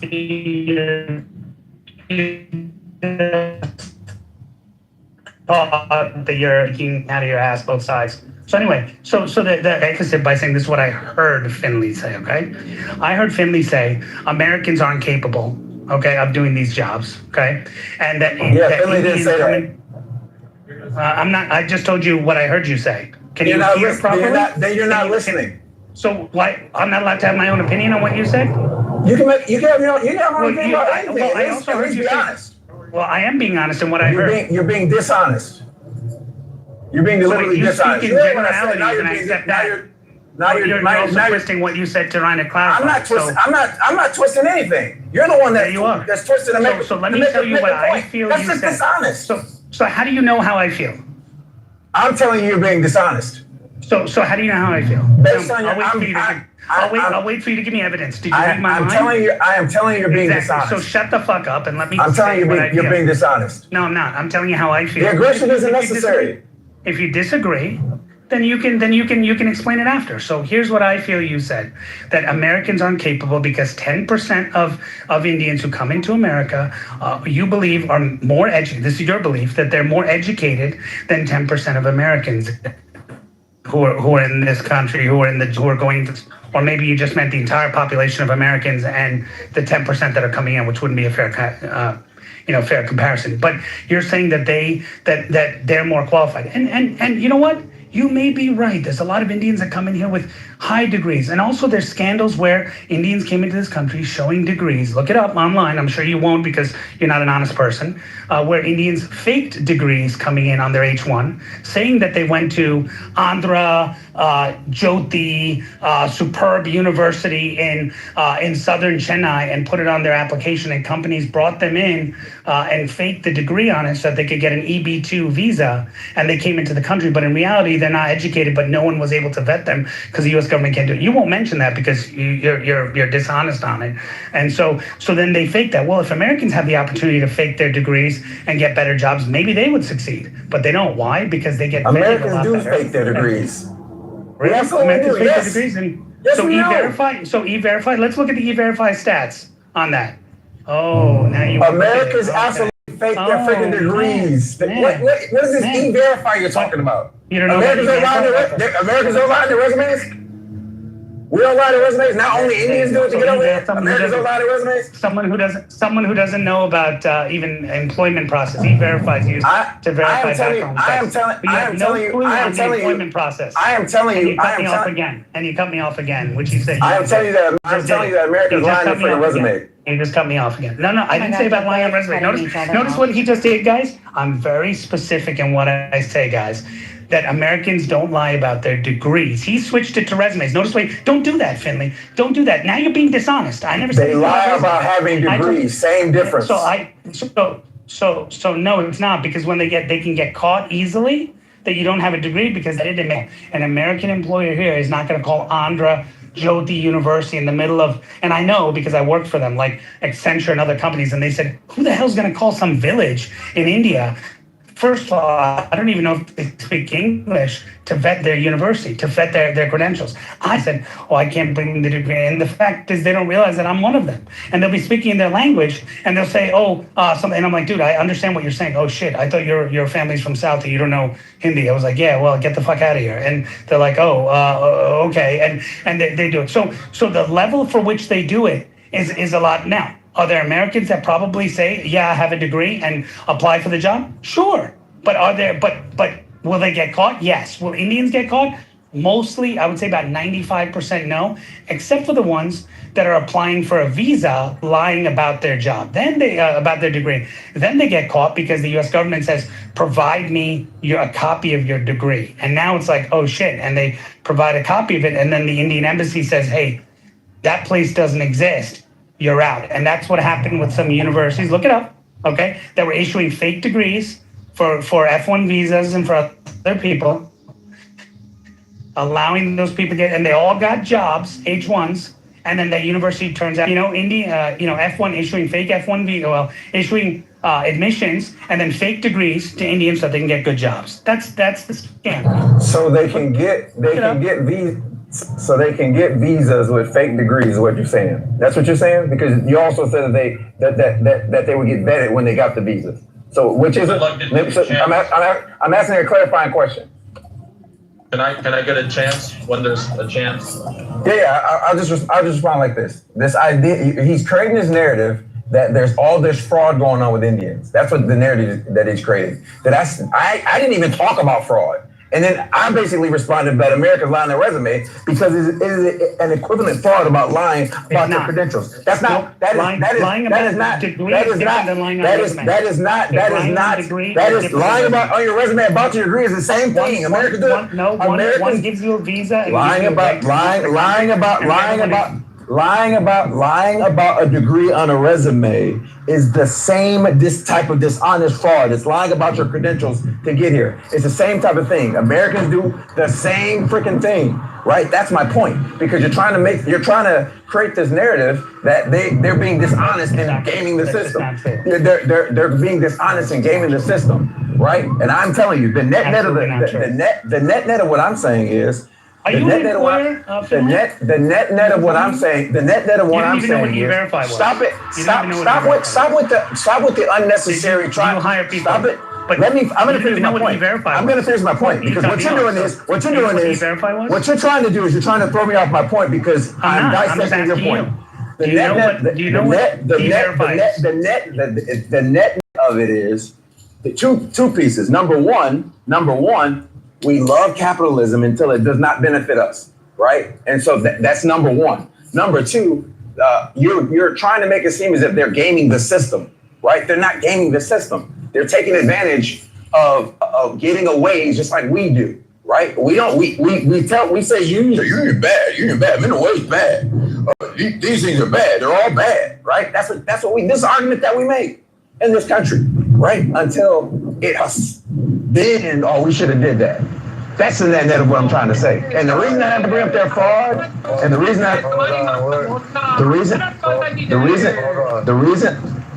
Hold on. Okay. Look, we're going to bring in some new voices. Look, it's not really capitalism. Okay, who keeps bringing them up? Okay. Look, it's not really capitalism when you're dealing with employment laws. Employment laws are put on by the government. They have certain requirements to, if you have an employee, you got to match their taxes. You got to take care of their health care, so on and so forth, right? So what's being laid out here, though, with the H-1Bs and the immigrants, F1 immigrants, and things like that, is the dynamic is different because it's how the government has gamed the system, creating the incentive for businesses to hire immigrants over United States civilians. That is not capitalism. That's the furthest thing from capitalism. That's a regulatory system that has created this disparity. You've got to be clear on that. Joe, how did the government create that incentive?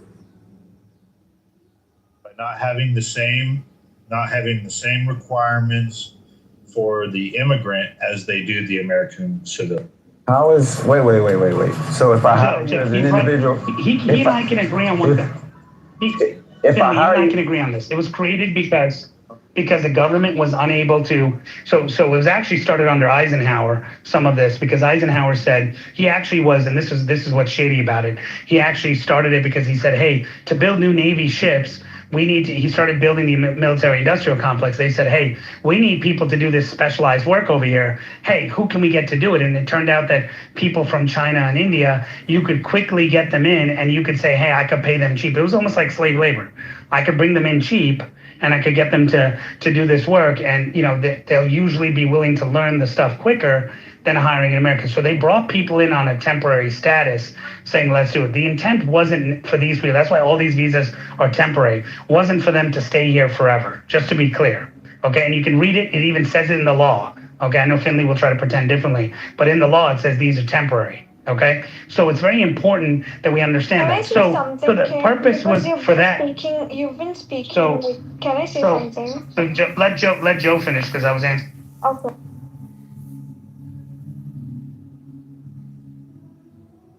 Yeah, I'm going to pass the mic. Let's get some new voices in here, though. Let's just mix it up a little bit. We've got a lot of people on stage that probably want to add in. I would like to get a turn if I can get a chance. Go ahead, Richard. Okay, I just have one thing to say. I don't know what you got. I don't know if you guys, if King was saying things should be like this or shouldn't be like that, but look, this is all I got to say. Let each and every individual, citizen or foreigner, do whatever he or she can do to make a life however they want to make it. And it's like a fucking free-for-all. And whoever prevails, prevails. That's it, guys. Thank you.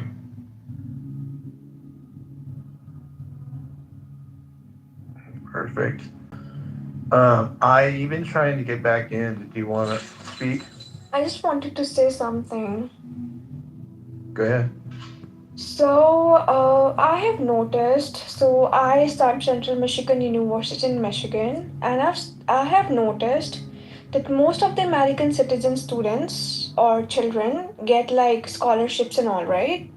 And I'm just solely talking about the universities and college, that's all. I'm not talking about corporate sector and everything. I feel if the international students stop coming from India, China, Japan, Arab, Mexico, wherever, the universities or college will not be able to sustain the scholarships for American citizens, children or students, right? So I understand. Why wouldn't they that be?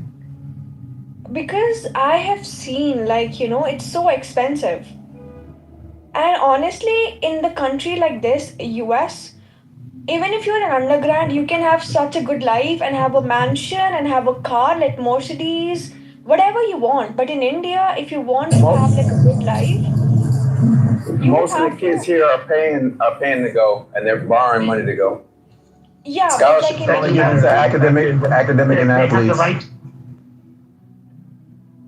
She's saying that as a foreigner, she should have the same rights as an American. no, of course, person. why would No, I think she's saying that they help support. King, who told you I said that? No, He's gonna make up what you're saying anyway. You just Yeah, gotta learn how to do it. Finley, shut the fuck up. Yeah, he's just gonna make up stuff that you said that you didn't say. Yeah, you said he verified. Yeah, Finley, that's what you did too. You couldn't understand the difference between specific and general. She's saying Because I've never- accurately that foreign students bring money into our universities. It's an income stream for our university. I understood that now. Accurately. University, Accurately, she's saying. University. Shut up, a lady's talking. Next caller. Oh God, he's so right. King. You're so disrespectful. I swear. Okay, one second, hold on. So this is what I like. King, 1 second. Sorry.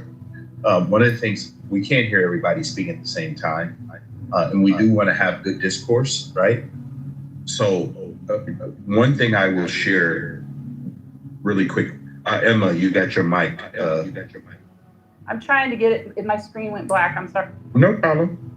So one of the things I've learned is when people go to college, they're choosing to do that either on their own dime. That means they're paying to go, or their parents are paying them to go. But college is a business. I consider it the biggest scam in the world, but it's still business. I don't know why we all believe that higher education is something, and I will say this, especially here in the US, higher education has taught most Americans who have a degree of any kind to hate their country, okay? It's sad, but this is what we have. So I just want you guys to know, let's make sure we don't put all of our eggs in one basket, because at the end of the day, degrees only does one thing. It lets us know you know how to finish something. But in reality, degrees mean you should still have the right temperature, because you still have to navigate life. You still got to interview. You still got to hold your own when you go to a corporation or a company, or you go out on your own. At the end of the day, what makes America unique to any other country is we the people. That means each individual American has a right to choose what they choose, but they should never want a bailout from the central government. And all bailouts that's happened with corporations, they were all wrong. I don't care what side of the aisle they were on. So I land there. I was just pointing out that most people that go to our colleges that get scholarships. They're getting it either because of academics, or they're getting it because of athletics. Most students are borrowing money to go to school, which is a whole nother conversation. And they get into debt for like $50,000, $60,000, and I don't wholeheartedly disagree with what Edward was saying. And I also want to point out that King said the reason I didn't understand we were talking about E-Verify is because we were talking about in reference to freaking their academic, their freaking transcripts and their academics and their degrees. Didn't know E-Verify checked that.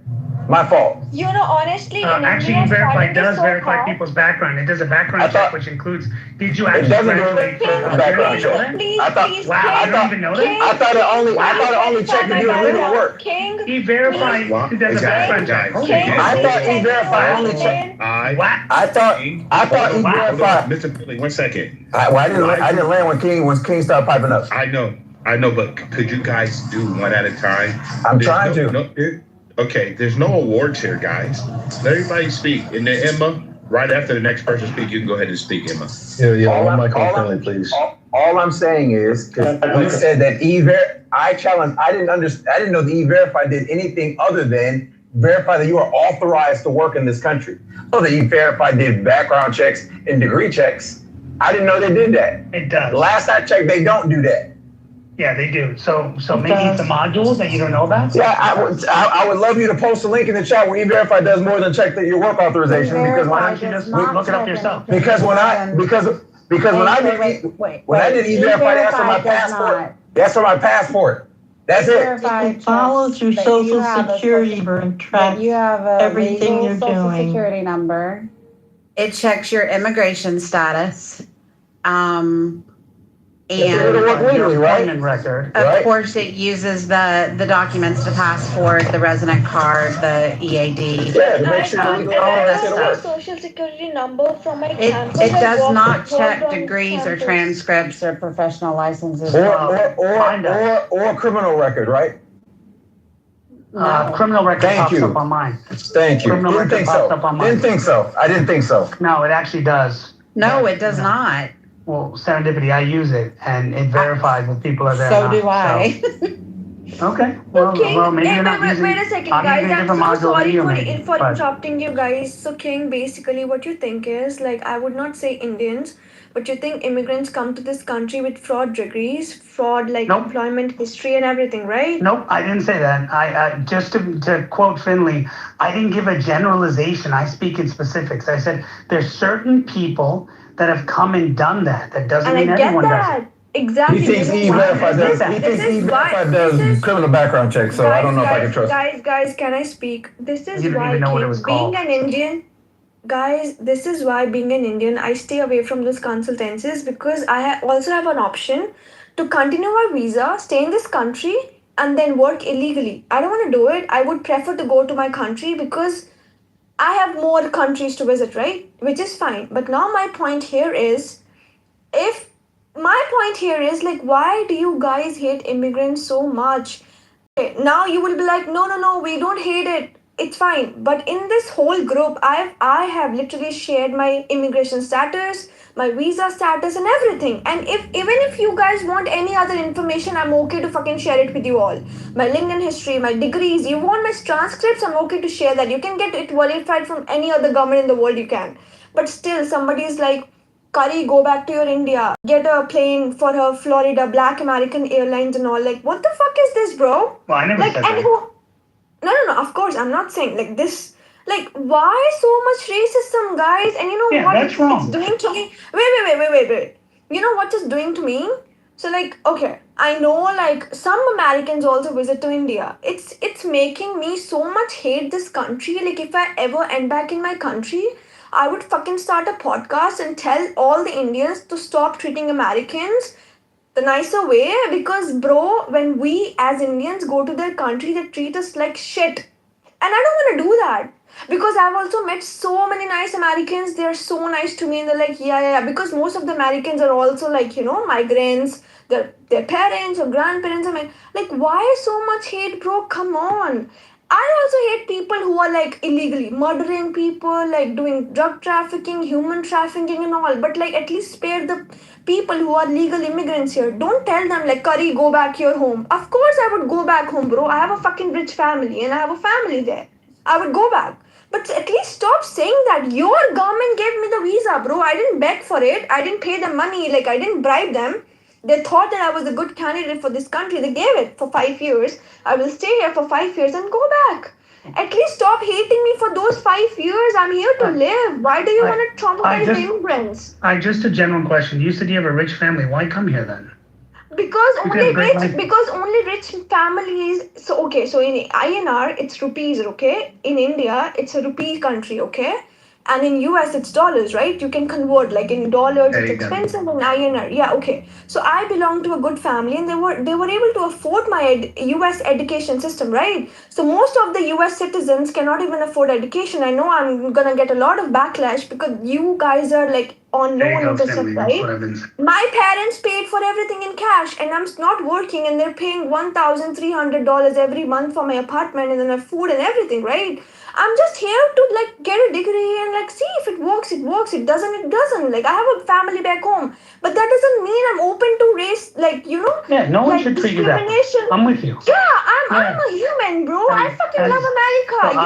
If I get up in India, even if I end up in India, I will be like, bro, America was so fucking great. Americans are so lucky and all, but I'm sad I couldn't make it there. Like, bro, you guys are so lucky to be in America, and I get it. Like, you don't want immigrants. I get it. Just tell the Trump to fucking stop, give the visas, bro. Get it done with. But no visas, no fucking immigrants. End of the story. You started this conversation saying it's difficult for you to get a position in India and doing all this stuff. But now you're saying you come from a rich family, so you're taking care of. Okay, wait. See, I come from a rich family because my father was a retired person and my grandfather left a lot of land for my dad, and he has 3 pharmacies and all. You won't get it what it is because you are an American and you guys are, used to live like a rich life and all. But in India, we are rich. Anyway, it's still a third world country, which I would agree to that. But now, since I belong to a well-to-do family, I can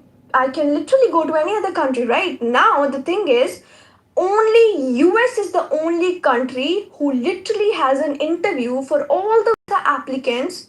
Again, I would quote it, legal immigrants, to fucking pass an interview. And in India and all the other countries, it's like a big thing. Oh my God, you cleared a USA visa interview, because it's like a fucking hard. The American citizen takes our interview. They check our family history, our employment history. It's like a big thing, okay?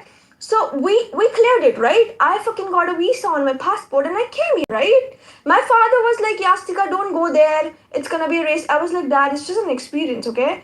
Now my point is, if we knew that US doesn't want immigrants, they don't want this and that, I would have never even applied for a visa. You get my point? No hate to America or anything.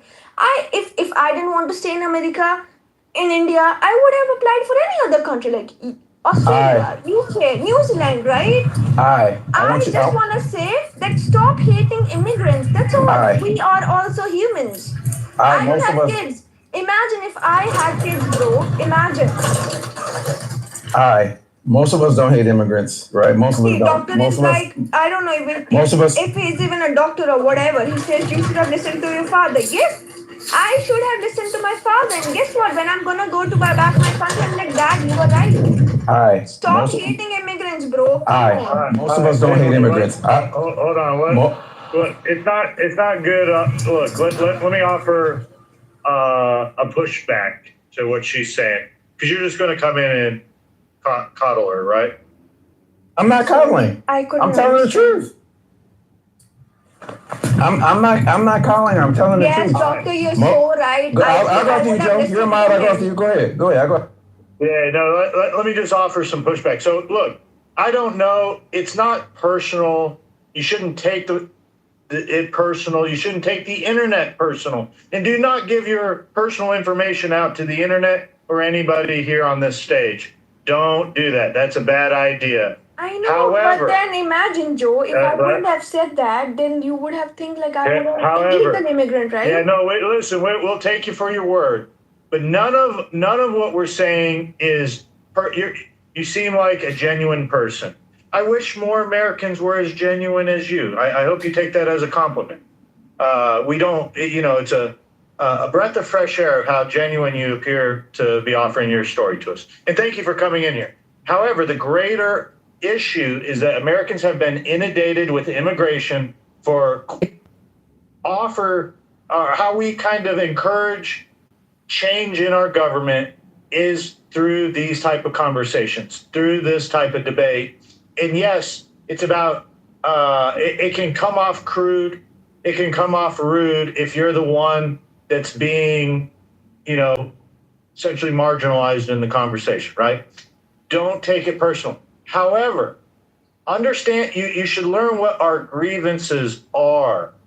And you don't have to agree with them, but maybe you could have some compassion to the Americans, because listen. But Joe, I'm sorry, but I feel like you guys are so lucky. Whoever was born on the U.S. soil is so lucky. But someone shut her up so we can have a conversation. Hold on, let me just finish, and then I'll pass it right back. I'll let y'all go at it for half an hour, okay? You left a caste system. You left Indian DEI.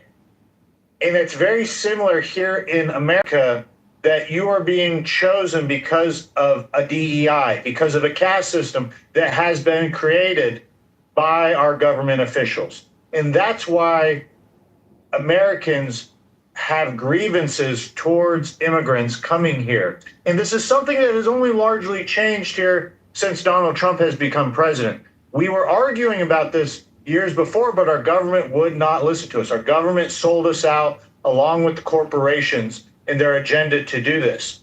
This has been a long, this is momentum over the last decade, and it's going to continue to build momentum. However, don't take it personal. It's just American politics. It's a blood sport. You're welcome to the blood sport of American politics. To be clear, most Americans don't hate immigrants. We most Americans don't. We've been having the same. We've been having the same. Like, can you shut it up? Like, I was shut it up for like an hour. Like, bro, like, is this opinion? We've been having the same. We've been having the same argument about immigrants literally since freaking like the 1910s, right? Like, you know what I'm saying? Europeans did it to each other when the West Europeans got here. You know, the immigrants are bad, and then we've like replayed the Mexican immigrant story for a while. This is the same wash, rinse, repeat. When economic times get hard as a result of the freaking capitalists, the oligarchs, we find a scapegoat, and it's always the immigrants. We blame them when they're legitimately only trying to do the same thing that many of our ancestors, well, some of our ancestors did, right? It's like the same thing. Come here and build a freaking life, right? In a nation that we claim is Christian, right? Even though we're only Christian on Sundays and for about an hour and a half, right? But so don't take that personal. It's not your fault that the capitalists. It's not your fault that the capitalists exploit labor. And I want to say that one thing I'm going to And I want to point out that only an American would tell somebody that since you're rich, you should just go smooch off your parents. Yeah. To hell with going out, working hard, and finding your own way, which is what you've done, right? To hell with that. Smooch off your parents, which is only something that America would say. Can I tell you something? It's gonna sound so lame, but can I tell you something? It's just gonna be for you. No loan degree is finding your own way. Levine. I mean, I'm gonna write checks for my kids. I think verify link in the chat for you. It does not do background checks. You know, E-Verify doesn't do background checks. This is why I challenged it earlier, but he's gonna double down and triple down. But like, what if Finlay, some guests come to your house, right? And they are like ruining your couch. They are invading your kitchen. They are going in your fridge. They are fucking destroying your bedroom, right? You'll be like, I'm done with this. Fucking go back to your home, right? Wouldn't you say that? Because you have a problem. It's a lose-lose. Right? It's a lose-lose. Right, exactly. So I want the US to be like, fuck off, immigrants. No more visas for you all. Fuck off to your fucking poor countries. End of the story. Why do you still keep giving visas and still complain about immigrants? That's my whole point. I get it, but that's what some of us want. Some of us want a 10-year moratorium on all immigration, legal or illegal. We don't want all back, bro, Joe. Like literally get a flight all back. If you want to understand why, it's because our government has inundated us with immigration illegally and legally for the last 15 years. It's been a huge burden to our system here, between our schooling, our hospitals, our pension system, our social security. We get why they're doing it. The reason they're doing it is because American citizens and civilians are not replacing our population fast enough. So the left and also corporate Republicans have come up with the greatest idea of, well, we're just going to bring in third worlders to come in here and fill the gaps while Americans kill their babies through abortion and get drugged out with substance abuse. And we're not going to fix the problems we have with our American culture. We're just going to replace them with immigrants. Joe, and that's our My grievance. point, my point is, hate the government. Immigration is our freaking birth story. Like, we've always invited in immigrants until those immigrants started not to look like the ones from Europe. We've always freaking, you know what I'm saying? There's We've no reason always why invited both immigrants. perspectives Hold on, my can't be family's been true. here 400 years. I didn't say anything about your family specifically, Joe. I'm talking about America as the country. As a country. I didn't single my family out, Joe. Let's bring in some new voice. Serendipity's been trying to get in. I want to give some room to Serendipity. I was just going to say, there's absolutely no reason in the world why both things can't be true. We can embrace some top talent from the immigrants that choose to come to this country. And in spite of the scandal with the fake diplomas, which I did look up, it was approximately 36,000 over the course of a decade.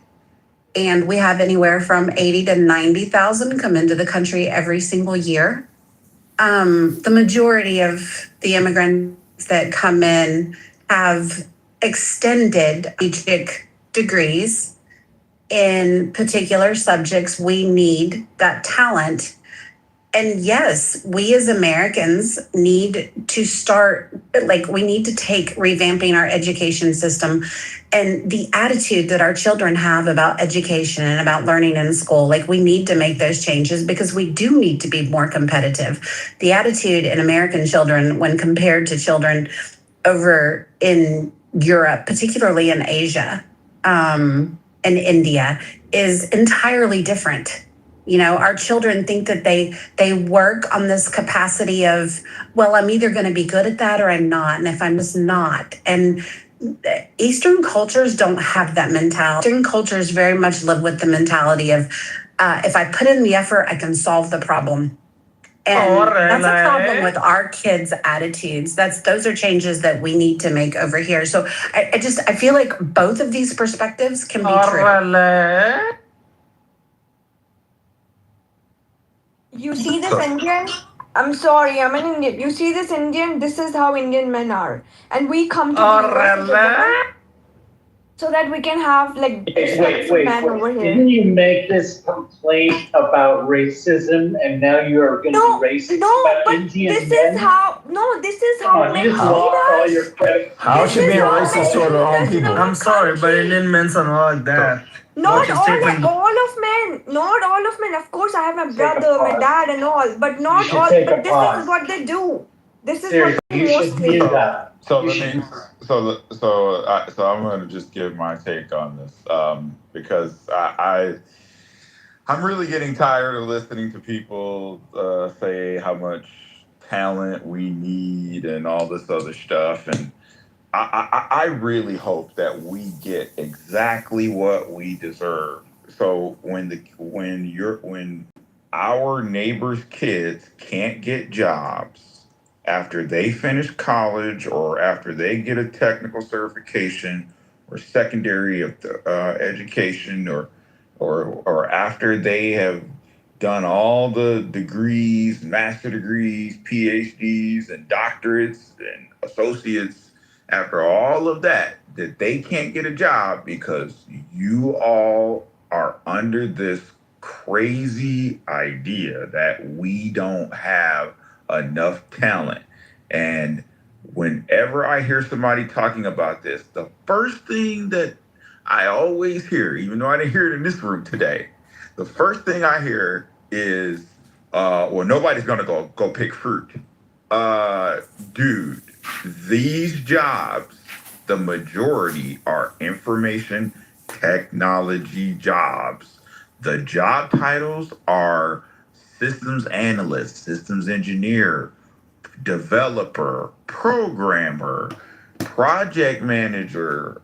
I mean, all of these positions average. Matter of fact, I looked this up. The average salary on all H-1B job titles was $100,000 a year. That was average.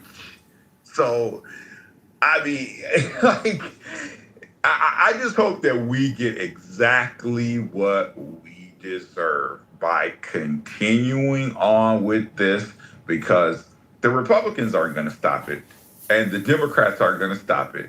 And all these folks who keep voting these people in office, letting them sign off on the next renewal set of visas or work visas, and the next set of work visa applications, every time they do it, we lose, and in every single city in the country, just because we are under this illusion that we do these jobs, even though right now have millions of people who are U.S. citizens who are struggling, can't find a job. You have employers emboldened, I mean, to no end, to put all these undue burdens out because, you know, they can, on the backs of U.S. citizens' paychecks, because they get tax breaks for it. Well, They can that's put why. all these requirements on all these jobs because we're giving them the tax breaks for it. So I will land here by saying I'm gonna get, just like I'm getting on my knees and praying to God that Kamala Harris is the DNC. No, it's going to be AOC. It's going to be President AOC. And that AOC is the nominee or some other female candidate. I'm gonna get on my knees and pray to God that we get exactly what we deserve, because I don't understand. There is no way that as many citizens as most people know of and are familiar with, that we would honestly believe what we're being told about us not having talent. That is just freaking. Well, you're I'm sorry. I got the Marshall. I've actually picked some cops, and I was the only white person, U.S. citizen there. That's great. Nobody else wanted to do it. Nobody wanted to do those jobs, Marshall. And Christian, you lived about 15 miles away from the U.S. border, if I recall correctly, about 50 miles. So you have run past all those farms. There are not U.S. citizens that want to do those particular jobs. There just aren't. Did you ask? They hired in a cucumber field in 2023, $35 an hour, and they couldn't get anybody else aside from the standard people that did the work, which are either people who are here on asylum stuff or people who are not here legally. One of the two. Or the H-1B visas. Marshall. No, that's not an H-1B. And that's not the point. The point is U.S. citizens don't want to do the job. They're not interested. Marshall, it's a lose-lose. On one hand, we know that American citizens don't want to do those jobs. I grew up on a farm, and the last thing I wanted to do when I became an adult was freaking work on a freaking farm. It's freaking it's hot. It's a lose-lose. It's lose-lose. Yeah, but then on the other hand, I get a better check sitting in the air conditioned flight deck. But then on the other hand, Marshall, right? We say how great America is, how we're the greatest country in the world. But then when immigrants are competing and they're sitting their best and brightest to go to our good universities, then we're saying, well, no, you can't do that either, right? Which is it? Right? Either we have this great work ethic and we'll take a paycheck, or we have the best and the brightest and we can outcompete them. Because the reality is, medical schools, they can apply for a student. Medical schools, either we're full of shit and we can't actually compete, or we have the best workers on the planet, and no matter what you put in front of us, we will overcome. Exactly. I want to take the subject off of the freaking IT, because medical schools, the hospitals ain't I would argue that they're still underpaying doctors, but still, they pay a good wage. They're paying benefits. They're not undercutting and making them independent contractors. And you still see the majority of our medical schools are foreign students. Why? Because our K through 12 is trash. We can't compete in STEM. That is a fact. A majority of work visas are in information technology. It is not medical doctors or. I didn't say the majority of our work visas. I didn't argue that point. I said the majority of our medical schools The majority is information. Because there's way more information tech jobs. There's just not a lot of doctors, like, you know what I'm saying? My point is that the majority of our medical schools, I'm taking it off of IT, I'm putting it in a field in which it's truly competitive, right? And you can't undercut them with no benefits, right? And the majority of them are foreign students, the majority. And nursing is getting awfully close to being the same. In which they're not undercutting them. You're talking about a drop in the bucket. The lion's share is jobs. Christian, it doesn't matter. The point is that they're out competing us, is my point. It's jobs that people who are U.S. citizens that were born here, that have generation after generation who've lived in the United States, the majority are citizens that could do these jobs. And but Christian, not. Christian, but they're not. Right. Because of the decisions that we make. No, Christian, I got paid $8 an hour to do that shit for 6 hours a day, and nobody else that was white or pale or black showed up. As I said, we will get exactly what we deserve. And this is also not a Democrat problem either. It will be sad, but we will get what we deserve. Yeah, so Finley is right. Christian, it's not a Democrat. Christian is also not a Democrat problem either. Well, this was not created by Democrats. Yeah, it's actually created by Eisenhower, just to be clear. Because Republicans won't stop it. Well, hold on. Even though Democrats wrote every Christian, it doesn't have anything to do with that. It has to do with the people that are actually picking your food and put it in your grocery store. Why would they those stop it? people aren't you, and they don't look like you, and they don't look like me. Marshall, just wait 1 second. I just want to say one thing, right?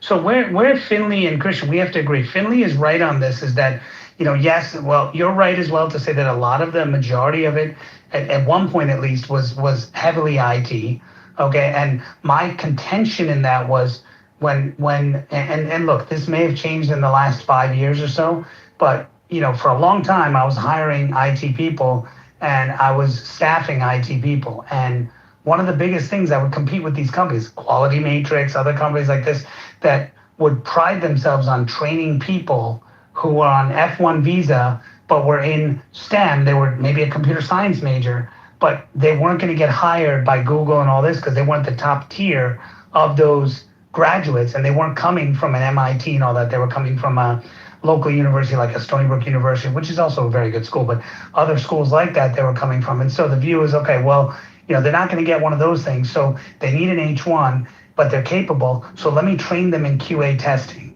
right? Well, okay, but they don't actually need a degree in QA testing.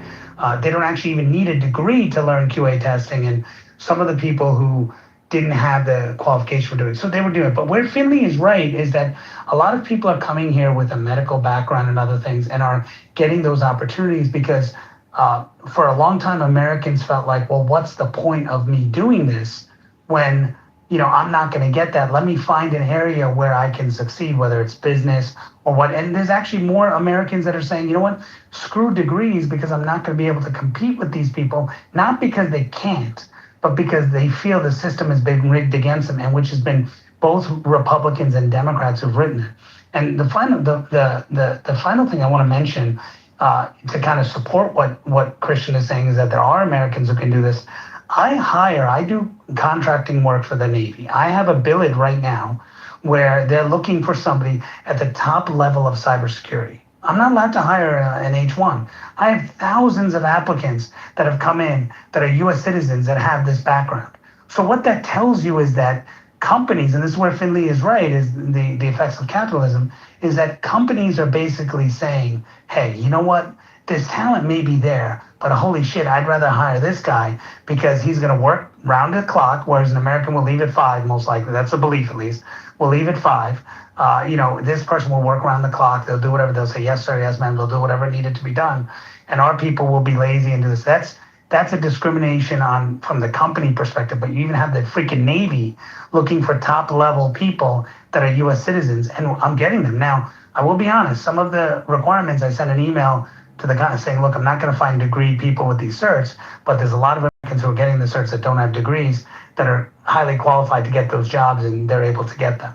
But I'm just saying, there are a lot of these opportunities that are there, and Americans can do them, but I think a lot of companies choose to say, hey, can I get the cheapest bang for the buck? So Finley, you're right on that piece, and I think it's fair to criticize these companies for doing that, but we enable them, which is what Joe was trying to say earlier. And real quick, real quick, so that basically it's 8-to-1. For every one medical work visa, it's 8 IT work visas. Christian, I think you missed my point. And also, hold on. And then also when you look at the at what's the lion's share or what the numbers actually are, when you tally up the approvals and renewals, information technology is at 600,000, and medicine and healthcare is only at 90,000, and then all the others are well below that. So you're missing my point. It's almost kind of, and this is why I get so upset when I hear somebody say something about picking fruit and being on a farm. Like, again, that's not the lion's share of the work visas, and those are not the highest paying of the work visas. The lion's share and the highest income salary of the work visas are in the information technology area. So my point was, you missed my point. Of course, doctors are not the lion's share. They're a small percentage of the workforce, very small percentage of the workforce. I think it's like one doctor in America for every, 200,000 people. So clearly that's not the lion's share. The point was that I was using doctors as the example, right? The example of how immigrants are outperforming us because the majority of medical schools are freaking immigrants. That is what I'm saying. Because we argue that we argue on both ends of the spectrum. On one end of the spectrum, we say that these migrants are taking the jobs that Americans can do, knowing Americans ain't gonna pick no freaking fruit. They're not gonna freaking do it. They ain't gonna do it. Marshall brought the $35 an hour. There's a guy here in Florida that owns a strawberry farm, very large strawberry farm in here, and he's paying in freaking Central Florida for a service job, $25 an hour is a lot of freaking money. He's paying $25 an hour, and he had to freaking go the visa route to get people to do those jobs because Americans weren't lining up to do them. That's the point. And then on the higher end, right, what you do need the qualifications, like we're arguing on those jobs too, because they're outperforming us. I made the argument earlier that generally speaking, right, I know that they're undercutting because that's a true point. I'm not going to say this is not, that they're undercutting us by not giving them benefits. But if you go education for education, on average, those immigrants are more educated than us and more qualified on average.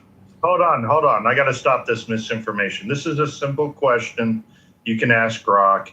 Is a majority of U.S. medical school students immigrant students? And Grok's coming back saying, no, it's not even close. The non-U.S. citizen and non-permanent resident candidate category only accounts for about 1.4% of the total U.S. Medical doctor enrollment.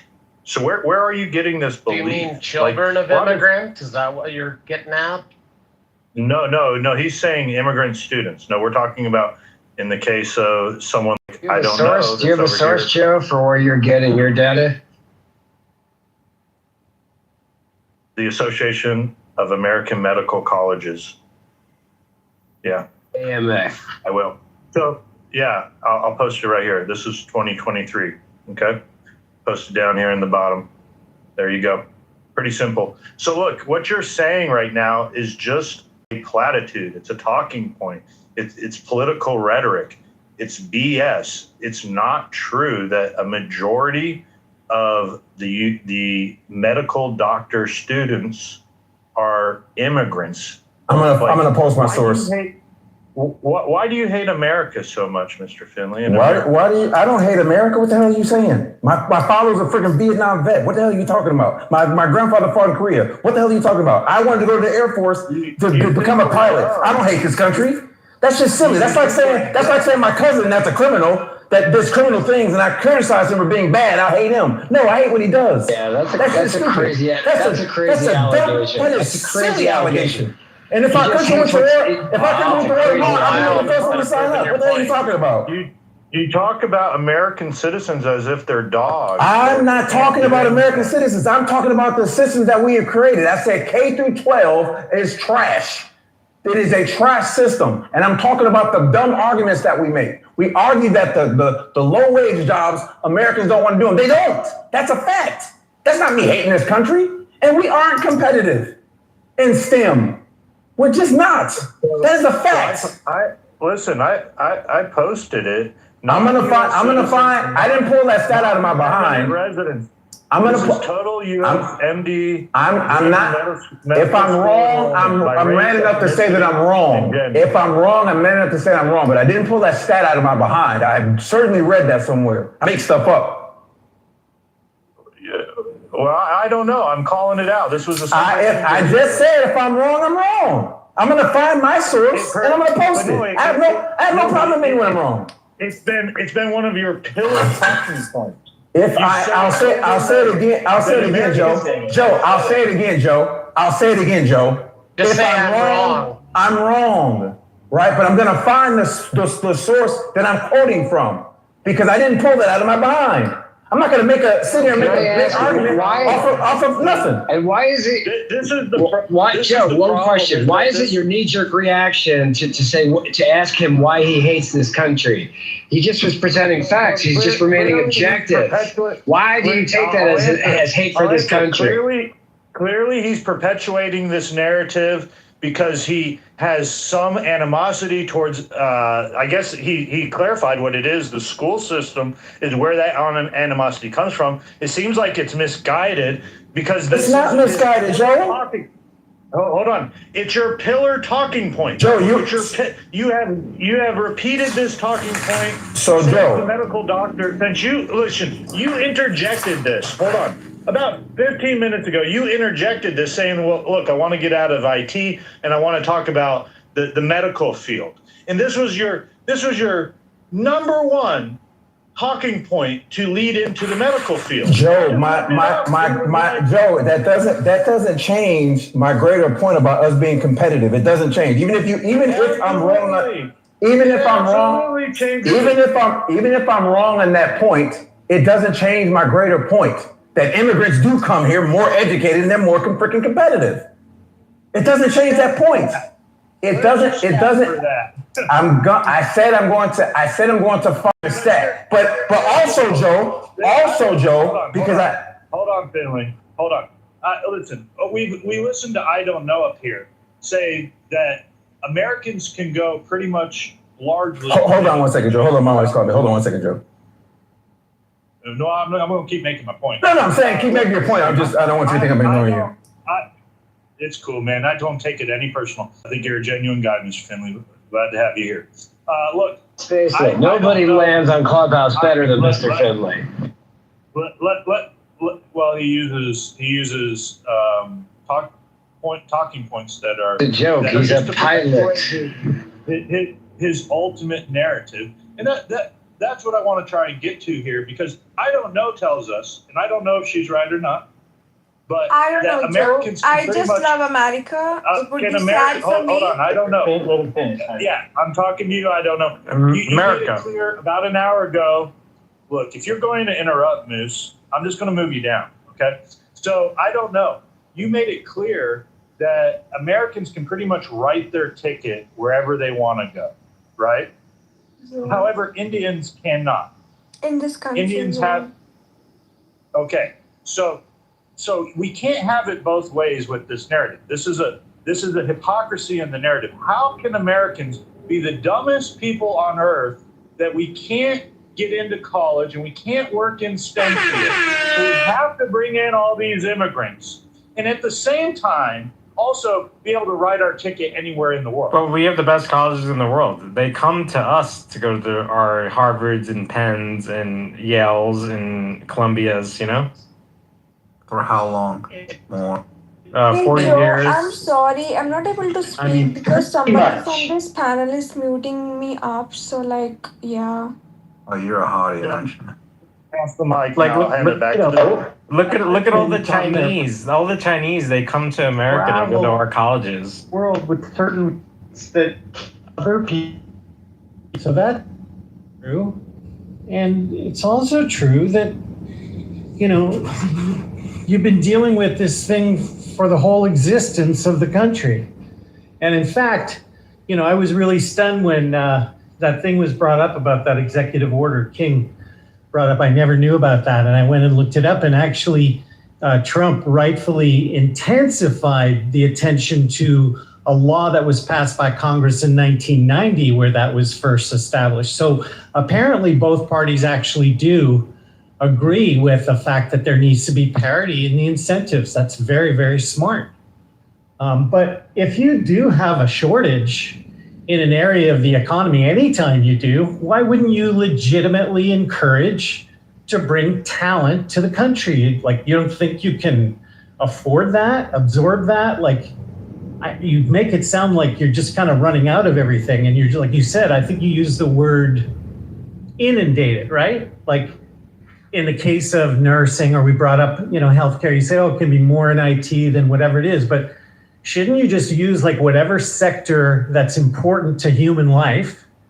If you have not yet been able to do it with homegrown, then why wouldn't you encourage that in the rest of the world? I can tell you, because of America's change in attitude of this, other countries are benefiting. Canada, Europe are definitely benefiting on talent going, wow, we're like, you know, I don't know, going, I guess we're not wanted here, so we'll just go elsewhere.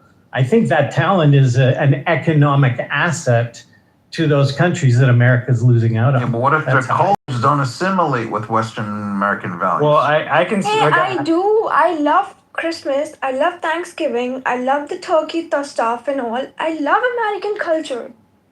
I do assimilate. Hollywood, guys, like American culture is the world's culture. Well, Christmas is not just American. That's like Christian. Somebody tell me what American culture is. Whoever is muting me, can you just remove me? That's a very good point. I want somebody to tell me what American culture is.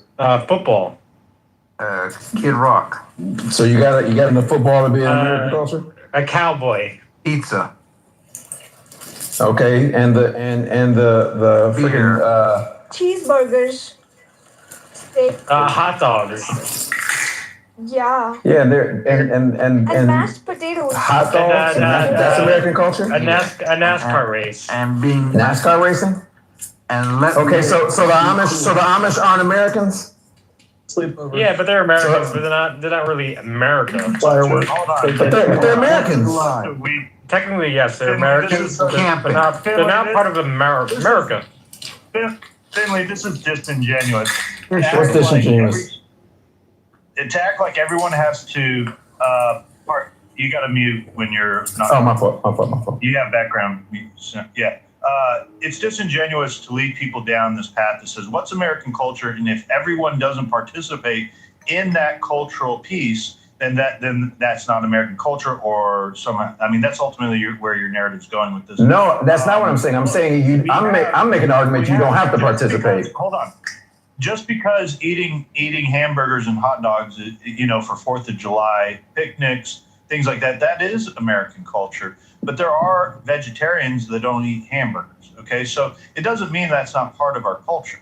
No, I'm saying, well, I don't. I'm making the argument that not everybody participates in that. Is my argument, and that you don't have to participate in these. And nobody disagrees with you. I'm saying towards the red, white, and blue.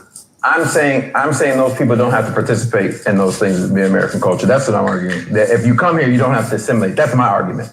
What? You just have to come here, obey the laws of the Constitution. That's it. That's my argument. No, that's not. That's assimilating. Go to Canada for that. Obeying the laws and the Constitution. Go to Canada. Yeah, you're assimilating to the American laws and regulations. Right. I am saying you don't have to assimilate to the culture so long as you adhere to the laws and the Constitution. Go hang out with Ilhan Omar.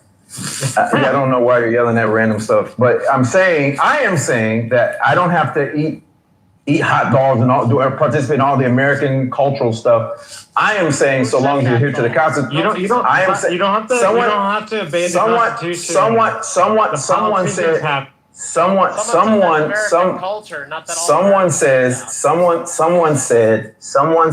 that in order to become an American, you have to assimilate into our culture.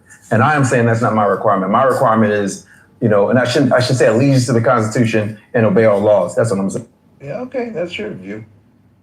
Do you obey all of our laws? No, I don't. I'm a criminal. Clearly, I'm a criminal. You got an opportunity to have free speech and have your view. Why would somebody ask me about why would somebody ask me about obey our laws? Yes, they have to pay taxes. Okay, so you're giving. That's the American way. We gotta pay for these nice roads. The Constitution and our laws. We gotta pay our taxes because we enjoy clean drinking water and paved streets. And police and fire. How do you think we got 100 different types of groups of identities in this country, but yet we assimilated an American culture? And really assimilate American culture. There's a greater culture that wants a civil war with 100 different groups of people. Because people have decided that we can live together under one constitution, under one set of laws. Mr. Finley, let me ask you a question in regards to non-assimilation. Would you be willing to assimilate to a city that's changed their ordinances, their sound ordinances, to allow for the 5 prayers for the Muslims that when they sound off their horns, when they ring the bells? When they ring the bells, are you willing to? I don't know that will bother me 5 times a day. Ringing the bell for how long? Right now. How long do they ring the bells? The city of. I'm asking a question. How long do they ring the bells? They don't ring a bell. They sound a horn. How long do they sound the horn? Sound music. I don't know why you're being uppity right now. Yeah, that's what we're talking about. So would you assimilate? Because right now the city of Minneapolis has already ushered that in. Minneapolis doesn't sound the horns 5 times a day. I was literally just in Minneapolis 2 days ago. Yeah, how do we figure that out? Yeah, no, Minneapolis is doing that. They don't sound horns 5 times a day. I literally was just there. Okay, I'll cite my source. I'll bring it up.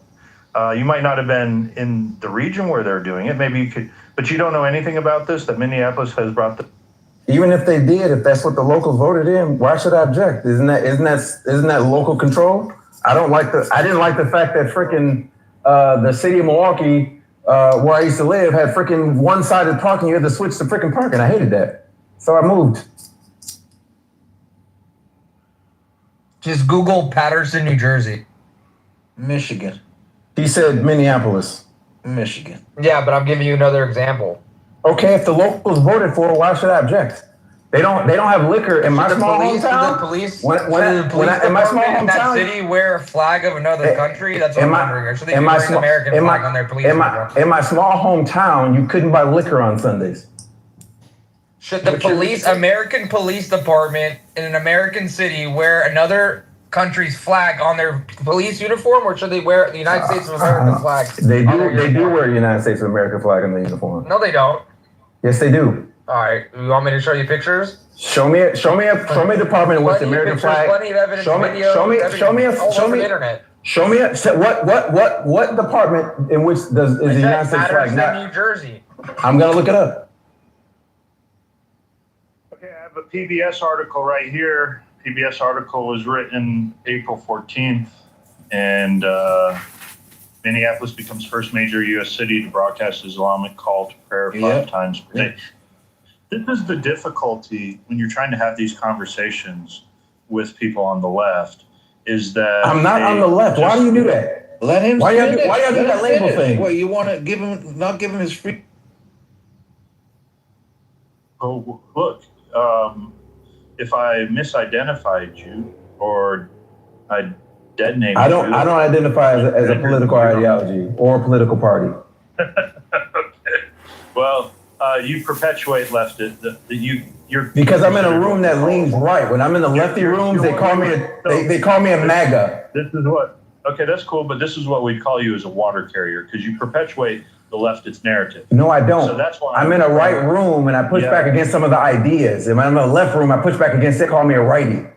I don't think that anybody should be all of one thing. So that's when you were perpetuating the narrative that a majority of the medical students are immigrant American civilians. I wasn't perpetuating that narrative. I was perpetuating the narrative that we're being outcompeted by foreigners. That's the narrative I'm perpetuating. No, but you used that. Yes, and if that fact is incorrect, I will yield to that fact. That doesn't change my narrative.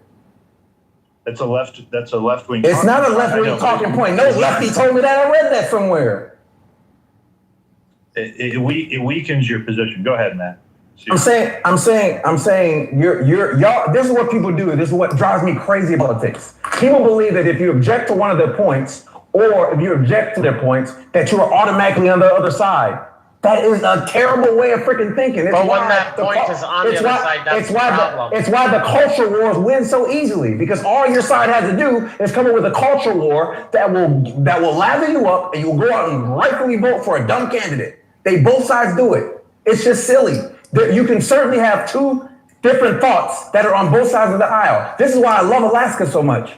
They are both freaking pro-choice and they're freaking pro-Second Amendment. You know why? Because they have freaking common sense in that state.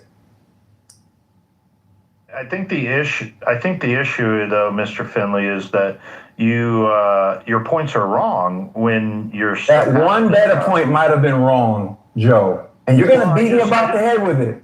No, I just listed another one. I wanted to go into. I said I was just in Minneapolis and I didn't observe that. Okay, I'm really annoyed, Mr. Finley. You keep interrupting Joe. You don't even let him finish a sentence, and I think it's because you're like. If Joe objects to my interruptions, then he will tell me. Okay, so shut up.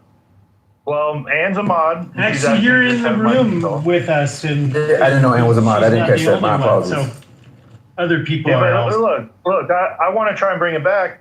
The reason I brought up Minneapolis was about cultural assimilation, and that here we have immigrants that have come in, and now they're not assimilating to hot dogs and cheeseburgers on 4th of July picnics, or even Christmas, like I Don't Know is doing. How much she loves our Christmas season here in America. But I used to celebrate Christmas back in India as well. I used to go to churches and light candles. So yeah. That's wonderful. Sweet. That's wonderful. Glad. Beautiful. Yeah, glad. So, I'm sorry. Like, I don't know. Maybe there are some churches in US, but in Michigan, I have never found a church where I can actually go do some confession in the confession box and light some candles. Because here it's just like you can go to the church, pray, like, and then just come back home. I want to actually feel the Jesus, you know. So you're looking for a Catholic church. See, I see why you confused her voice from mine. Hold on. And look, I'll pass it back. But look, I'll just be honest. I would be uncomfortable assimilating to Islam, having the broadcasting the Islamic call 5 times a day where I live. I'd be uncomfortable with that when we could prevent that as Americans. I don't know, but like I've had Christian friends all my life and used to go to churches, so it's like so common to me, like, you know, Thanksgiving, Christmas, 4th of July. So like it's just, I don't know, it's just not foreign to me, you know. Also, I missed the 4th of July church service. Also, I just looked it up. So they allow mosques to do a call to prayer. Where? Audibly in Minneapolis. I don't know why that's. I don't know that. I don't know why that's such a big deal. It's not like it's sponsored by the government. They're just saying mosques. You can ring the bell or sound a horn for a call to prayer. I'll respond. It was co-signed by the government because they had sound ordinances that were in place that they would not be able to blare it at that level. That they had to actually go in and change the sound ordinances laws to be able to do this. So this is being co-signed, and this is sound pollution that American citizens are going to have to deal with. Just like, the Christian churches, dude. It's the same thing. Okay. What? Okay. So, yeah, that's what they try to do. They equate the church ringing bells as a justification for some guy to go and speech blah blah blah. It's the time of day. It's the time of 5 day. times at 3 a.m. in the morning. Please, for the love of God, give us some reason in this country. Do not abuse freedom of religion. Do not abuse freedom of religion as a constitutional right. I don't know about you, but I don't want to hear some guy screaming into a microphone at 5 o'clock in the morning. I want to sleep at 5 o'clock in the morning. I don't want to hear people blasting music at 5 o'clock in the morning. I don't want to hear freaking freeway sounds at 5 o'clock in the morning, or high traffic on the road at 5 o'clock in the morning, or sirens at freaking 5 o'clock in the morning. I don't want to hear lawnmowers blast at 5 o'clock in the morning. None of that stuff. Okay, right? Then why can't they just do the call to prayer to their cell phones? Because that's what they choose to do. That's what, just like no different than my Baptist church ringing the bell. There we go, the bells again. Ringing the bell when it was time for freaking church. What's the difference? Did they ring the bell at 5 a.m.? That's the difference. It doesn't make a difference. It's, you know what I'm saying? Yes, listen. If we don't, you got to be quiet before 7 o'clock. It's not that. If they're limited to number of times, and they're freaking limited to it. I don't think it's that big of a deal. And I don't know if that's American culture. It's a big deal. I'm moving out of that town. I'm moving out of that town. Then you're free to do that. No. You're free to move out of that town. So if the call to prayer wakes up your crying baby at 5 o'clock in the morning, and then you have to get up. A gunshot can wake up a baby at 5 in the morning, or a siren, or a siren. You don't have to live with it. Or a siren can wake up, or a siren can wake up a kid at 5 o'clock in the Every morning. once in a while, a fucking call to prayers every single fucking day. 5 o'clock. Actually, in some cities, sirens happen all the time. Are they scheduled? There's a reason. Or if you live near a freeway, it's loud all the time. Unless you have one of those sound barriers. Bro, So people there's a got reason why we loud have ass cars. noise pollution laws. You realize that, mister, right? Say what? I think he's retarded. We have noise pollution laws. You know that, right? You know how often those noise pollution laws are enforced? You know often cops write tickets for noise pollution laws? You realize there's It's rare. You just can't go like blazing music all over the place in a neighborhood. Yes, the hell you can. Those are rarely enforced.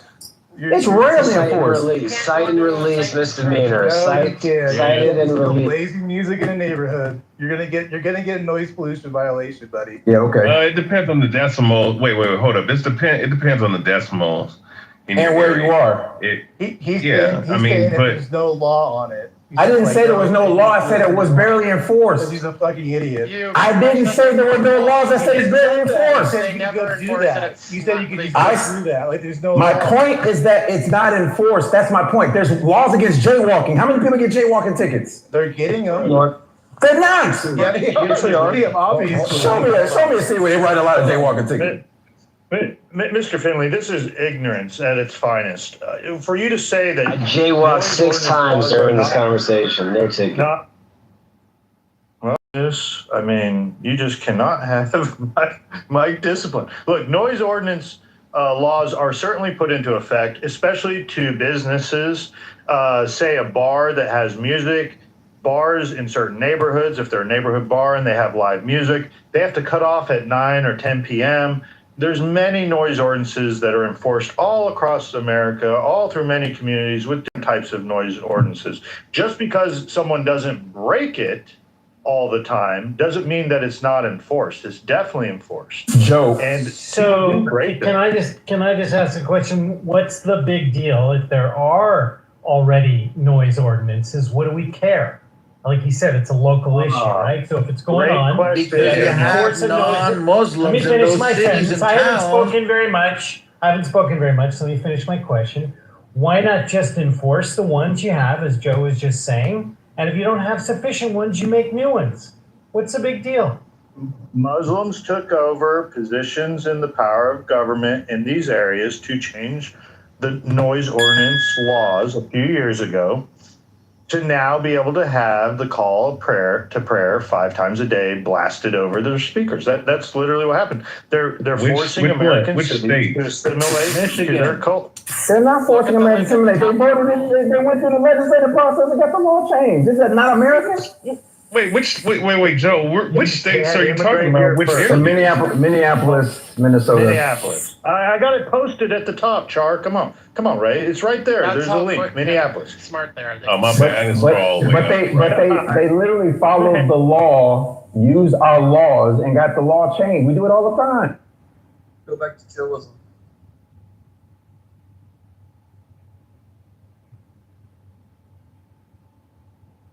Did you want to say something, Beaver? Yeah, I was just telling him to go back to chillism. Ban to chillism. Oh no! Oh my goodness! We disagree. Okay, fine. Look, man, I think you've been a good sport. I'm actually the kindness of the mods up here. It might not come off like that to the popular opinion, but I appreciate y'all hospitality. I really do. That's genuine. Generally, we can prevent this with strong immigration rules. We don't have to succumb to the Muslims moving here and changing the noise ordinances in the cities once they take control and power, and putting our neck under their boot to assimilate to their culture. That's ultimately what it is. You may agree with it. You may say, hey, you know what? I'm fine with it. Let them all in. My kind heart, my big heart. I have this moral superiority because I am not concerned by it as long as they don't bother me. But wait till you wake up one day and they bother you.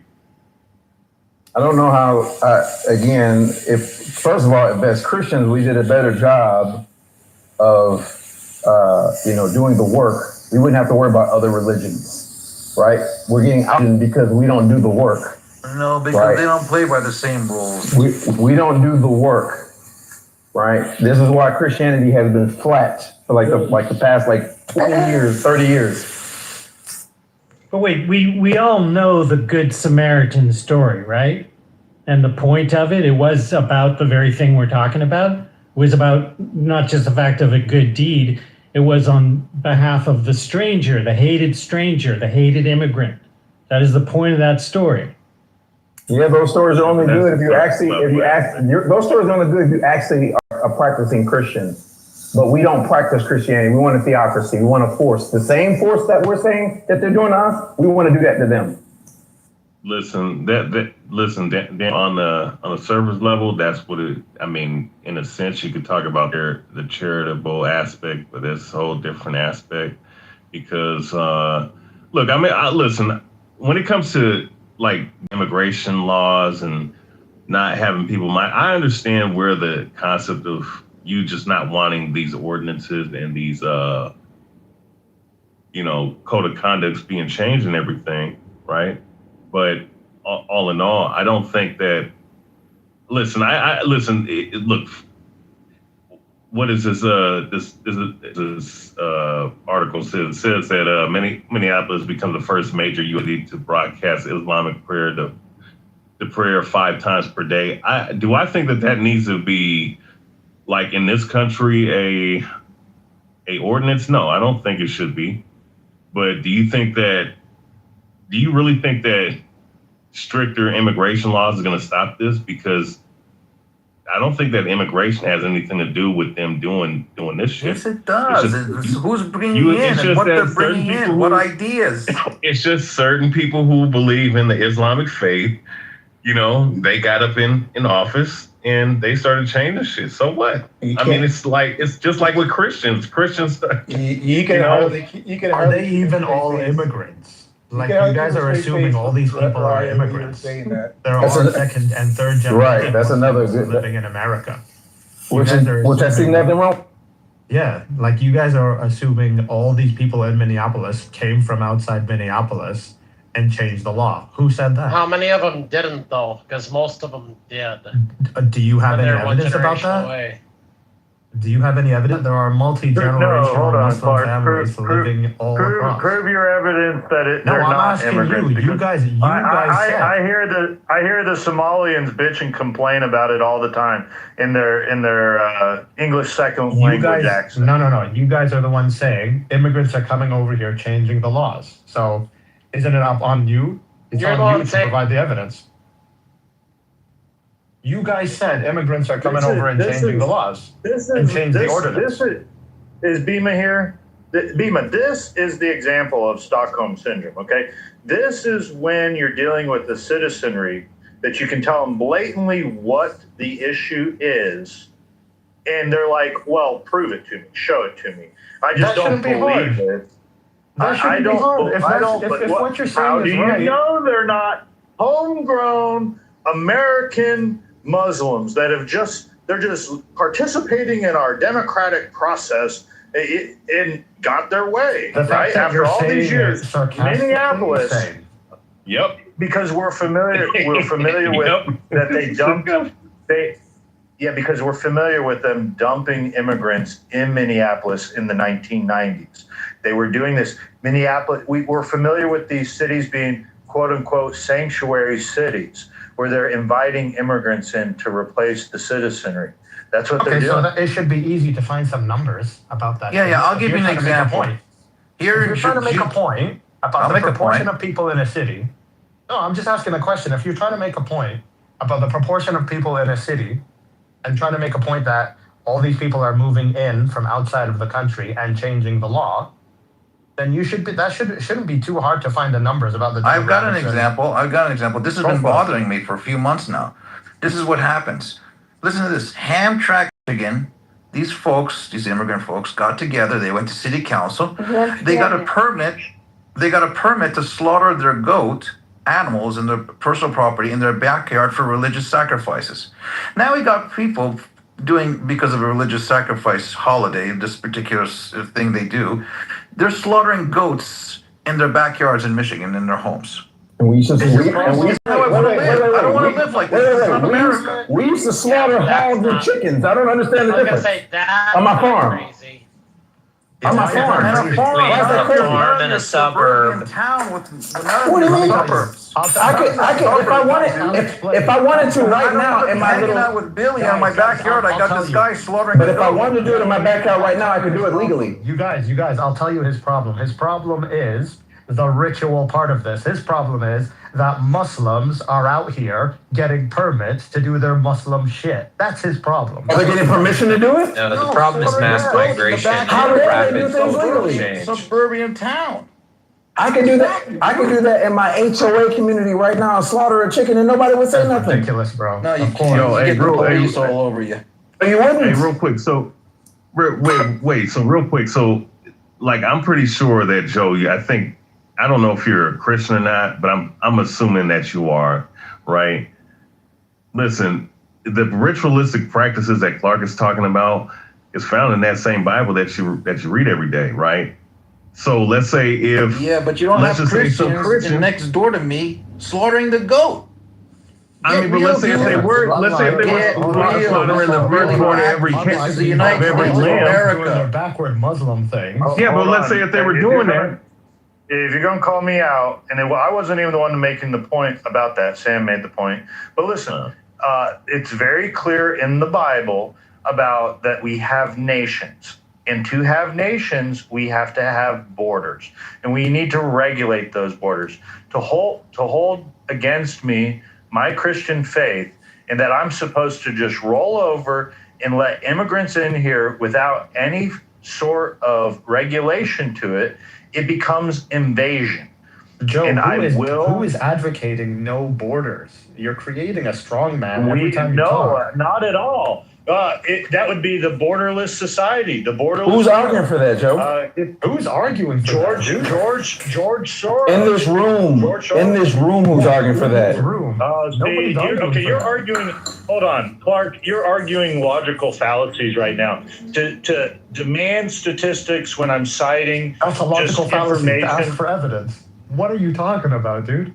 No, so demand that I have to back every point I make with statistics, or to say you're now moving the goalposts when I clearly cited George Soros's Open Society Foundation. That's not evidence. I didn't ask for evidence. I didn't ask about that. Okay.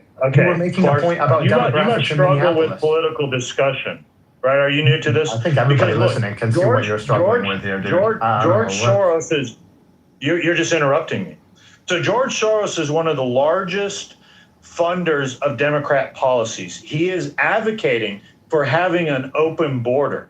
He is responsible for largely over the last 20 years this narrative about Americans and that Americans aren't good enough to be able to fill these jobs, that we have to be able to open these borders up and let people cross or hold it against the Christians of America. This is what George Soros and his Open Society. Are you familiar with the Open Society Foundation? I've heard the name, but I disagree with all of that. I'm not advocating for what George Soros advocates for. I disagree. I have a question that was posed. You disagree. Thanks for your I have a question that was posed by somebody else, right? Because the largest growing group in this country is actually not Muslims, right? Nor do I think they're the biggest threat to this country. The largest growing group in this country is actually.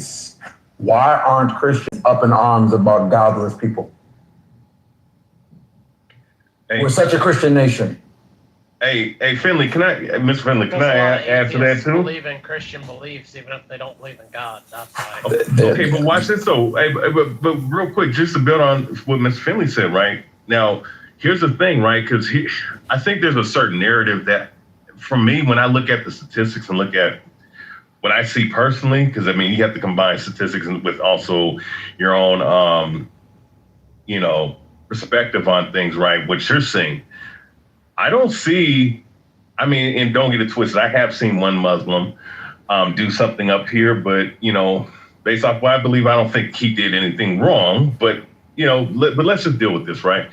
With Muslims, I don't see too many crimes being committed by actual Muslims, right? No matter what sect of Islamic faith that they believe in this specifically in this country. But when it comes to crimes, right, committed by certain people, some of them either are Christian or, like you said, there's some people can be atheists, but they follow a certain level of Christianity,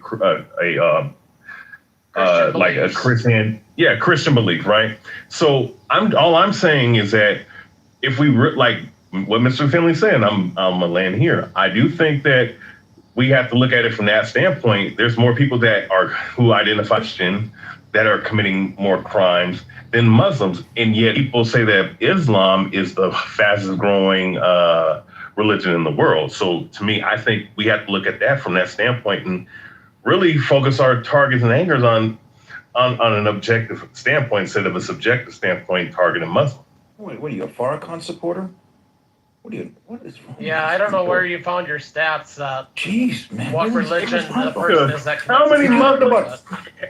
about Islam in prison with Mike Tyson and Malcolm X?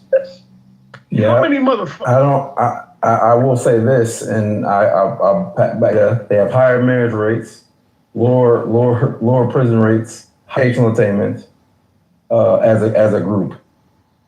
And I said this earlier, problem with my fellow Christians, we don't work. What work do you do? I'm a pastor's kid that mentors. I give away about 30% of my income. I help run our food shelter once a month because of my work schedule. I would do it more. Other than that, I'm also my pastor's armor bearer. Should I continue? Should I name the multitude of freaking charities that I give to? Mr. Finley, you should. And the fact that I've written checks to four young men to get their private pilot's license. I don't think you're doing enough. So, Mr. Finley. No, Finley, I don't think you're doing enough. Yeah. I hate it when people do that. What are you doing? Come on, me and my fellow Christians. No. It's okay. So let's ask the question, because you asked earlier the American value system. Do you remember that? I said, what is American culture? Yeah, what is it? Do you know what you would call it? It's a very long list. American culture, it goes from everything from country music to hip hop. Everything from apple pie to freaking fried chicken. All of that is American culture. Hey, I heard you, Mr. Fitty. I'm not gonna let people gloss over all the good deeds that you do, man. Keep doing you, man. Not enough good folks in the world, man. Shout out to you, man. Thank you, Himothy. Good to see you. So, Mr. Finley, you go on. I just want to make sure you and I are on the same page, all right? So, for me, the value, the culture of the United States of America is our 3 founding documents, okay? That's number 1. Individual liberty is our culture. Equality under the law is our culture. Opportunity and upward mobility is our culture. religious freedom, giving people the opportunity to believe what they want to in this country, whether you say that Christians are not doing their part or not. You don't know what all Christians are doing, but you personally say things that are different. What about entrepreneurship and innovation in a country that we're only 4% of the world population, but we do 25% of the GDP worldwide? Self-government is another one of our cultural beliefs, okay? And for me, that's the biggest one, because the only person I get to govern is Edward. And what we like to do is believe that we have some rule over someone else. I have no rule over my mayor, my senator, my congressman or woman here in the state of California, nor the governor. They're supposed to be representing Edward. Okay? So what's the issue with Muslims, Edward? We have it. I'm not saying you. I'm saying what is the opposition to Muslims? They're practicing their religion. They're freely practicing their religion. Well, okay, hold on. You asked me a question. Let me answer it, okay? The opposition with Muslims is they do not like the American foundation and the way of life in America. They do not come here and assimilate to our documents. They do not. Explain to me how they don't. It's called the Crusades. Hello. I'm having a conversation with Edward. If he thinks that I'm being bad faith or I'm interrupting, he'll tell me. Yes, you're correct. So I would like, and I have Muslims, I work with both Sunni and Shiite because I'm in death care, okay? They do not want to adhere to the American 3 documents. When I ask them what truths they hold to be self-evident, they don't know that, okay? They immigrate here, but they don't assimilate here, okay? And are there any Muslims in this space? You haven't demonstrated how. You're just saying that they do. You haven't demonstrated how. Wait, Mr. Finley. When I say how, do you think it's important for a person who wants to come to another country to participate in their founding? No. Could you hold on? Edward, I'm not saying they don't. I'm saying you've not exhibited how they don't, because they freely exercise their religion. They're not breaking our laws. I don't understand how they're not adhering to the documents. Okay. Because most Americans, I would argue, couldn't even tell you that our documents. Okay. Or who wrote them? You know what? Okay. So are we going to talk about what Americans are doing, or you? That's fair. That's fair. Okay. Mr. Finley, I'm going to share the same thing. You have elected officials in the United States Congress, okay, who want to blame America, and they happen to be Muslim, and they don't want to adhere to our documents. That means when Muslims come on our soil, and this is the big thing for me, why don't Muslims move to other Muslim countries? Why do they want to come to a country? Lots of them move to other Muslim countries. Right. That's crazy. Right. Can I finish? I mean, guys, listen. We know other Muslims move to other countries, but my question is, it's really simple. Apart from us being Judeo-Christian, the West, could you tell me, Mr. Finley, what do you believe that Muslims have in common with the Western way of life? We're having a different conversation because we just switched subjects, right? Conversation. We're having a different conversation. I said, demonstrate to me how they don't adhere to the documents that you named. Now you're asking me why. Now you're asking me why they moved to America for the same reason that many people moved to America: the freedom to practice your own religion, the freedom. Right? The economic opportunities, that's why people come here. But they don't just come here to go to other Muslim countries. But you're yet to show me how Mr. show Finley, me how they don't adhere to those things. You have yet to show me that. Mr. Finley, I just said to you, individual liberty. Do you believe that they believe that you as an American, and Joe just pointed out to you that if a city in Minnesota allows them to blow the horn 5 times a day, that means they don't want to adhere to the American way of life. What do you mean the American way of life? They got the law changed. What does that even mean? There are Amish that don't freaking use electricity. That ain't the American way of life. And I wouldn't live in that community. Mr. Finley, can I ask you a question? Just one question, Mr. Finley. Go ahead. What truths do you hold to be self-evident? We're switching the subject. My question to you was. I'm asking a different question. I already gave you a question. I don't want to quote. I do not need to quote our founding documents respectfully. The challenge was on you to show me how Muslims to American way of life, and you have yet to demonstrate this or adhere to our founding documents. You have yet to this. You're switching the conversation. No, I'm not, Mr. Finley. Mr. Finley, I'm going to say this again. If I know that a Muslim is here to promote Islam, Sharia law, how to do everything to change America. There it is. They're not promoting Sharia law in America. Oh my God, Mr. Finley. Of course they are. I just want to. I don't know. Hold on. No, Mr. they Finley. are not. Yes, they are. They are. They get around the outside little guy that got Is your evidence that they've got 5 Literally times talks a about day? Sharia law, Is but- that what you think Sharia law is? About No. 5 times a day? Because it's not. No. Okay, Daniel. Thank you. It's part of it. I don't know. It's not part of Sharia law. Yes, it is. Jews pray like 4 or 5 times a day, and so do some Christians. Yeah, they don't put up a big so do some speaker and tell the whole Christians. neighborhood to come pray though. That's the thing. They tell the neighborhood that is around the mosque, which is where they live. It's no different than my church ringing the bell to come to church. We need to. But he hasn't. I'm sorry. I'm gonna let Edward and Finley finish this, and then I want to address Finley, and then we'll go to the rest of the state. Go ahead, Edward.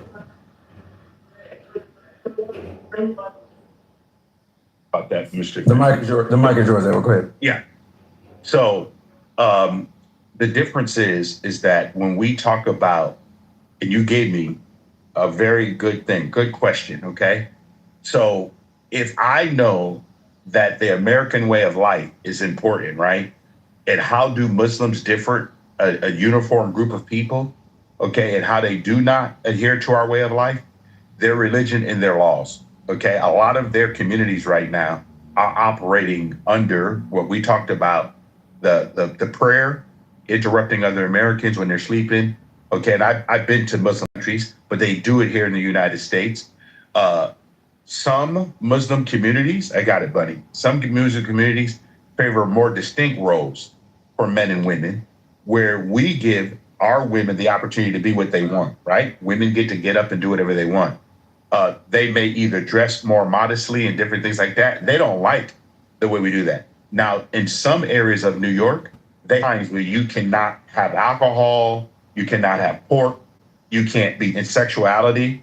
These are some of the things that Muslims have done in areas. And their religious commitment is a lot different than what we have here in the West. So those are some things I point out for you, okay? So the Amish do the same thing, right? Some Jewish groups do the same thing, right? They women can't do everything. They got to dress a certain way. They don't believe in premarital sex like we allow other groups to do this, but we have this hyper. They don't make exceptions for them. They do make it for them. You can ride horse and buggy in freaking India. They don't make exceptions. They do. You can let me say this. I'll finish my point. Odie. In certain parts of freaking Indiana, horse and buggy can ride down the freaking highway, and you have to yield to them. You cannot move them out of the way. Like that's them. They went to the local government and said, "Hey, this is our way of life. Can we live this way?" And they changed the laws to adhere to that. That's annoying. I'm not saying it's annoying. What law? No, what law did they change? Because they still have to adhere to the same traffic laws. No, yes, but they can do horse and buggy at very low speeds. So the minimum speeds that were eliminated in those areas on the 2-lane highway. If there's traffic come, you're stuck. You gotta wait. You gotta sit there and wait.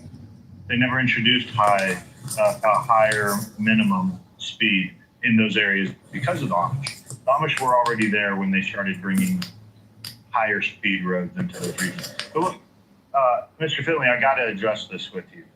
You're very quick to chastise Americans and Christians, and demeaning us, saying, and you're generalizing, not anyone here personally, but you're demeaning to the general American that we're not smart enough, that we're not qualified enough and that we don't have enough faith in Jesus Christ.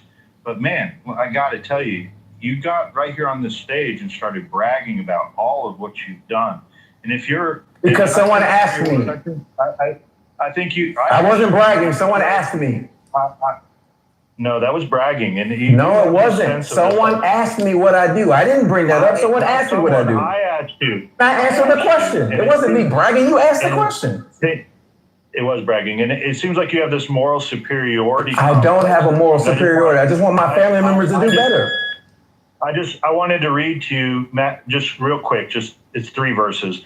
Matthew 6:2-4. So when you give to the needy, do not announce it with trumpets, as the hypocrites do in the synagogues and on the streets to be honored. I know the scripture, Joe. You don't have to read me the scripture. I didn't announce it on the hills. You asked me to answer the question. They have received their reward in full. But when you give to the needy, do not let your left hand know what your right hand is doing, so that your giving may be in secret. Then your Father who sees what is done in secret will reward you. But you stood on this stage right here and you chastised Christians, saying that we don't do enough. And then I asked you, what did you do? And then you went on to brag about all that you do. No, I didn't go on to brag. But you did ask him, Joe. I didn't go on to brag, Joe. You literally asked me. Well, if I said nothing. Oh my God. Hold on. To be consistent, it very easily would be to say, hey, look, I do stuff for my community, but I don't do enough. Instead, that wasn't your position. Instead, you have this ego, this bragging upon you, this moral superiority complex, because you're a pilot and you're all these great things, and you brag about how much you help other people. But yeah, everyone else in this country does not. The general population, well, they're just these, poor, low IQ, white trash. Now you're just making up stuff. Now you're just making it up. You're just making up stuff. I never said any of that. How are you turning? You get my point, Mr. He doesn't like black people. Joe, respectfully, I didn't brag about nothing. You asked me. And on this stage, in context, right, in a stage of maybe, about 50 people in here? In context, my response was that way because I felt like you were going to say, well, you don't do enough either. And so I beat you to the punch, right? And me criticizing my fellow Americans is no different than me having a high standard to the people that have my last name. My kids, I will have a high standard for them. It is right for me to say, hey, listen, you need to live up to the standard, especially if my children are beating their chests about how great they were. That is the biggest problem with my country. It's okay. It'd be okay if my country, but no, we say we're the greatest country in the world. We say we're the light on the hill. We say that. We say that. I am simply challenging us to live up to those standards. And we claim that we are a Christian nation. So if we are, then we need to be doing the work. That is me challenging it's not me saying we're hating my country. I want us to live up to the standard that we said that we are. If we're going to be on the soapbox and beat our chest, we darn well better be ready to back it up. That's it. Nothing more, nothing less. And I always say we. Let me say this. Let me land here. And I always say we. I never exclude myself from the we. Never. You did. I did not. I did not exclude myself. How we got to that point is you chastised Americans for we claim to be a Christian faith or a Christian country. Listen to what I'm saying. However, we don't do enough for these immigrants. Do you get what I'm saying? I said it clearly. I included myself. I said we. Okay. So, but you didn't go on to lead to tell us anything about what you did for immigrants. Why did I need to? Because I said we are failing. Because that's what you were chastising us in our Christian faith. Joe, it's a lose-lose then. If I would have led by saying I do all of these great things, that's me bragging, right? And not in the left hand know what I'm doing, right? It's a lose-lose, Joe. So, okay, you can see that you were bragging. I know you. It's crazy how everybody's turning on him because it's not a lose-lose. You should have stuck to the Christian standard. No one's turning on him.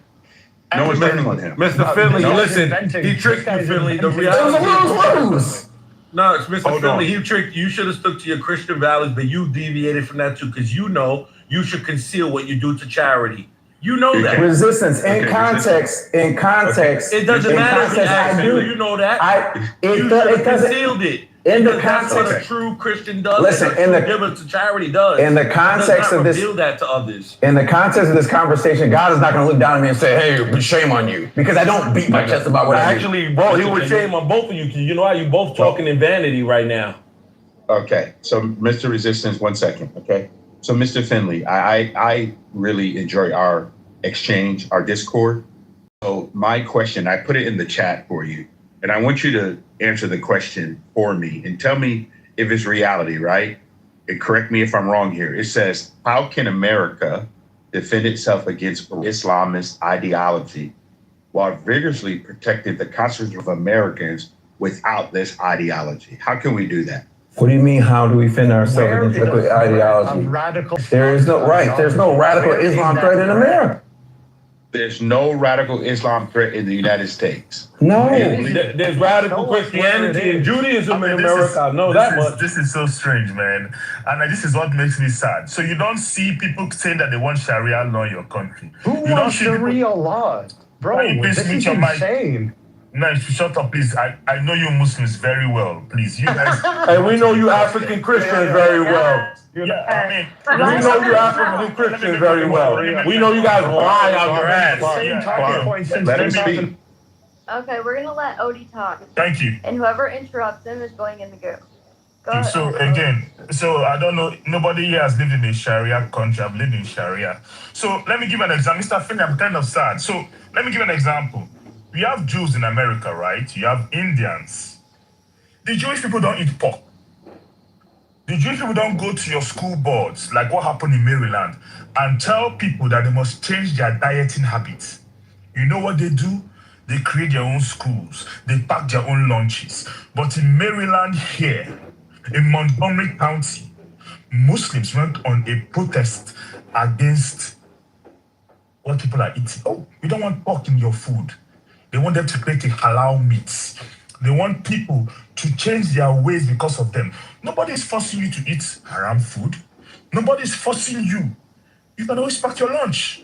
There are videos of people. I don't like the American diet. So let me put it this way. Should the Indians in America wake up and say, oh, we don't eat beef. We worship cows. Stop eating beef. So imagine if every group in America wakes up to start saying that they should feed or they should do things according to how they feel or their religious or traditional dictates. So that's one aspect. Now, people talk about Sharia. There's enough videos of people calling for Sharia in America. In fact, one of the reasons why I'm not supporting El Said is that he has made it known with his own mouth that Sharia is obligatory. Now, what is the problem with Sharia and the American Constitution is that they can never mix. Even Nigeria, where I'm from originally, the secular law, they can never mix. Why? Because the problem with Sharia is that it is a cause of the Ummah. It is both a jurisprudence and a lifestyle. Mr. Amphili, you have the American Constitution. The American Constitution tells you, this is what I should do. This is how we should do it. If you have a problem, go to court. The Sharia is a jurisprudence, meaning that, for example, for even the civil matters, sharing of properties, how you should divorce your wife, is just a whole jurisprudence that tells you how you should live your life. How, in that context, is it compatible with the West? When you hear people in America say, no, we want to be governed by a jurisprudence that is totally parallel to the American Constitution. So again, if you guys think that it's a joke, I come from a country and I saw how they behave. They lie to you. They tell you things. Let me give an example. Haram. Music is haram in Islam. But you see the Muslims laughing and joking with you. You think that you're not wise up. Music is haram in Islam. Music haram in Islam. It's my opinion. I've read the Quran. I've read almost all the hadiths. So again, the question is, what society do you want America to be? I am an immigrant. I am Igbo.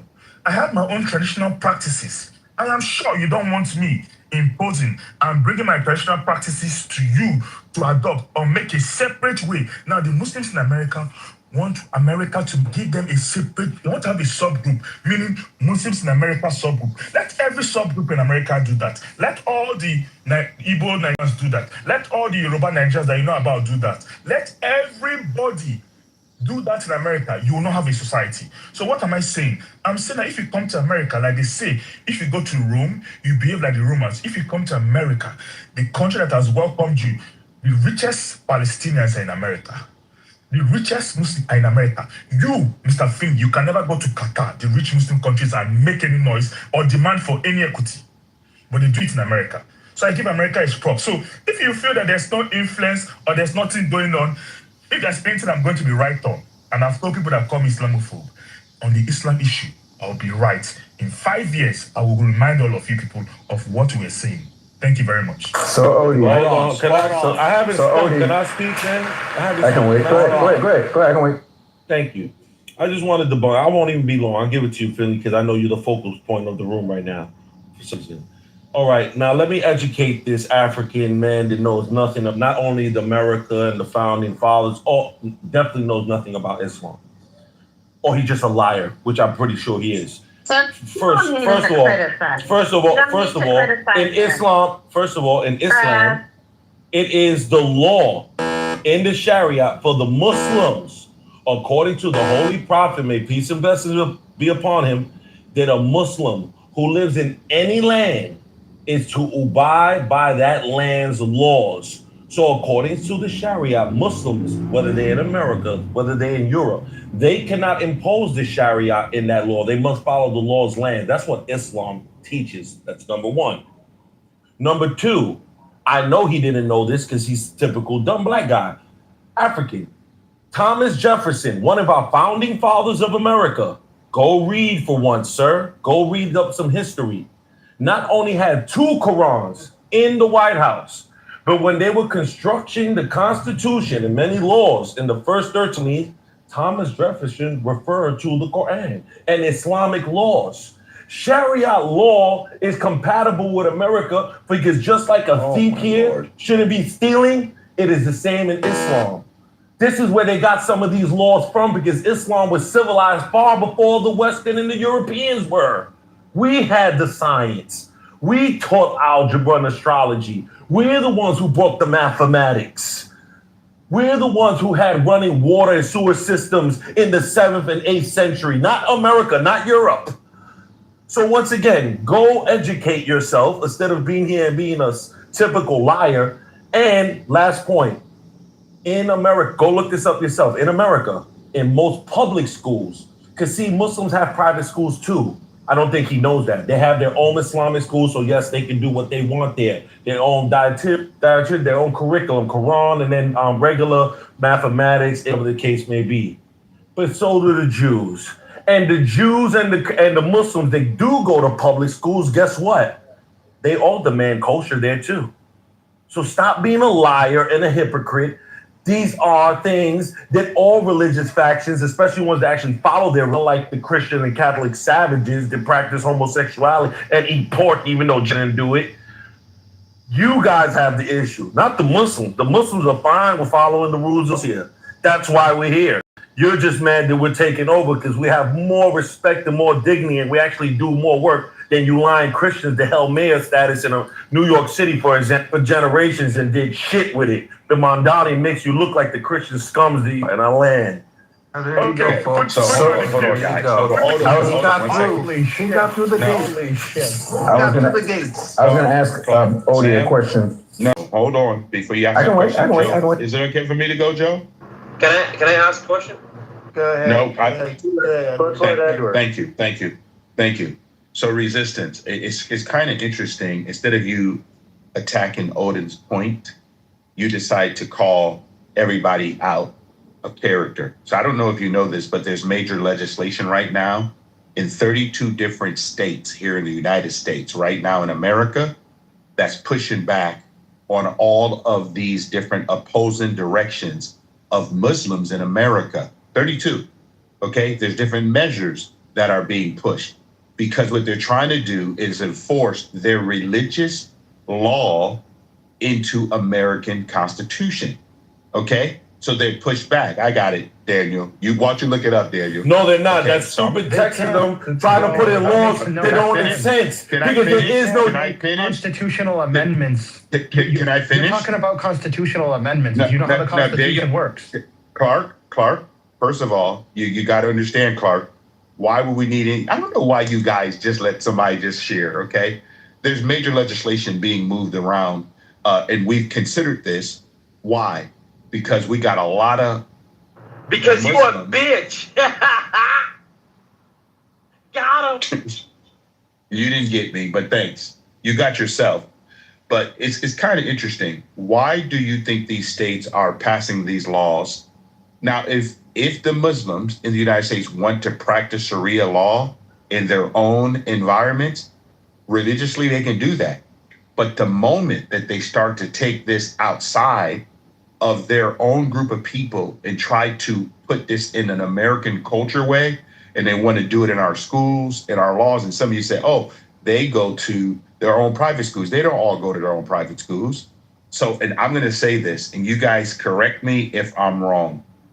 How many of us in this President Trump house, okay? Yes, we can talk facts, Daniel, because Daniel, I don't know if you like America or not, but if you believe that America should defend itself, both Islam is political. Yeah, you got it, 1,000%. I just ask us all this question. Do we believe that Islam, okay, the nature of Islam, the theocracy, is compatible to the Western way of life of individual freedom, peace, and you governing your own life? So I would like for anyone to answer that question. Yeah, it is, because there's plenty of people who practice Islam since the inception of America. So hold on, let me say this. There's people who have practiced Islam since the inception of America and have been here. So to suggest that somehow Islam is somehow in against the standards of America, which is built on religious freedom, is crazy. Like there's an extremist sect of everything when it comes to religion. We know that.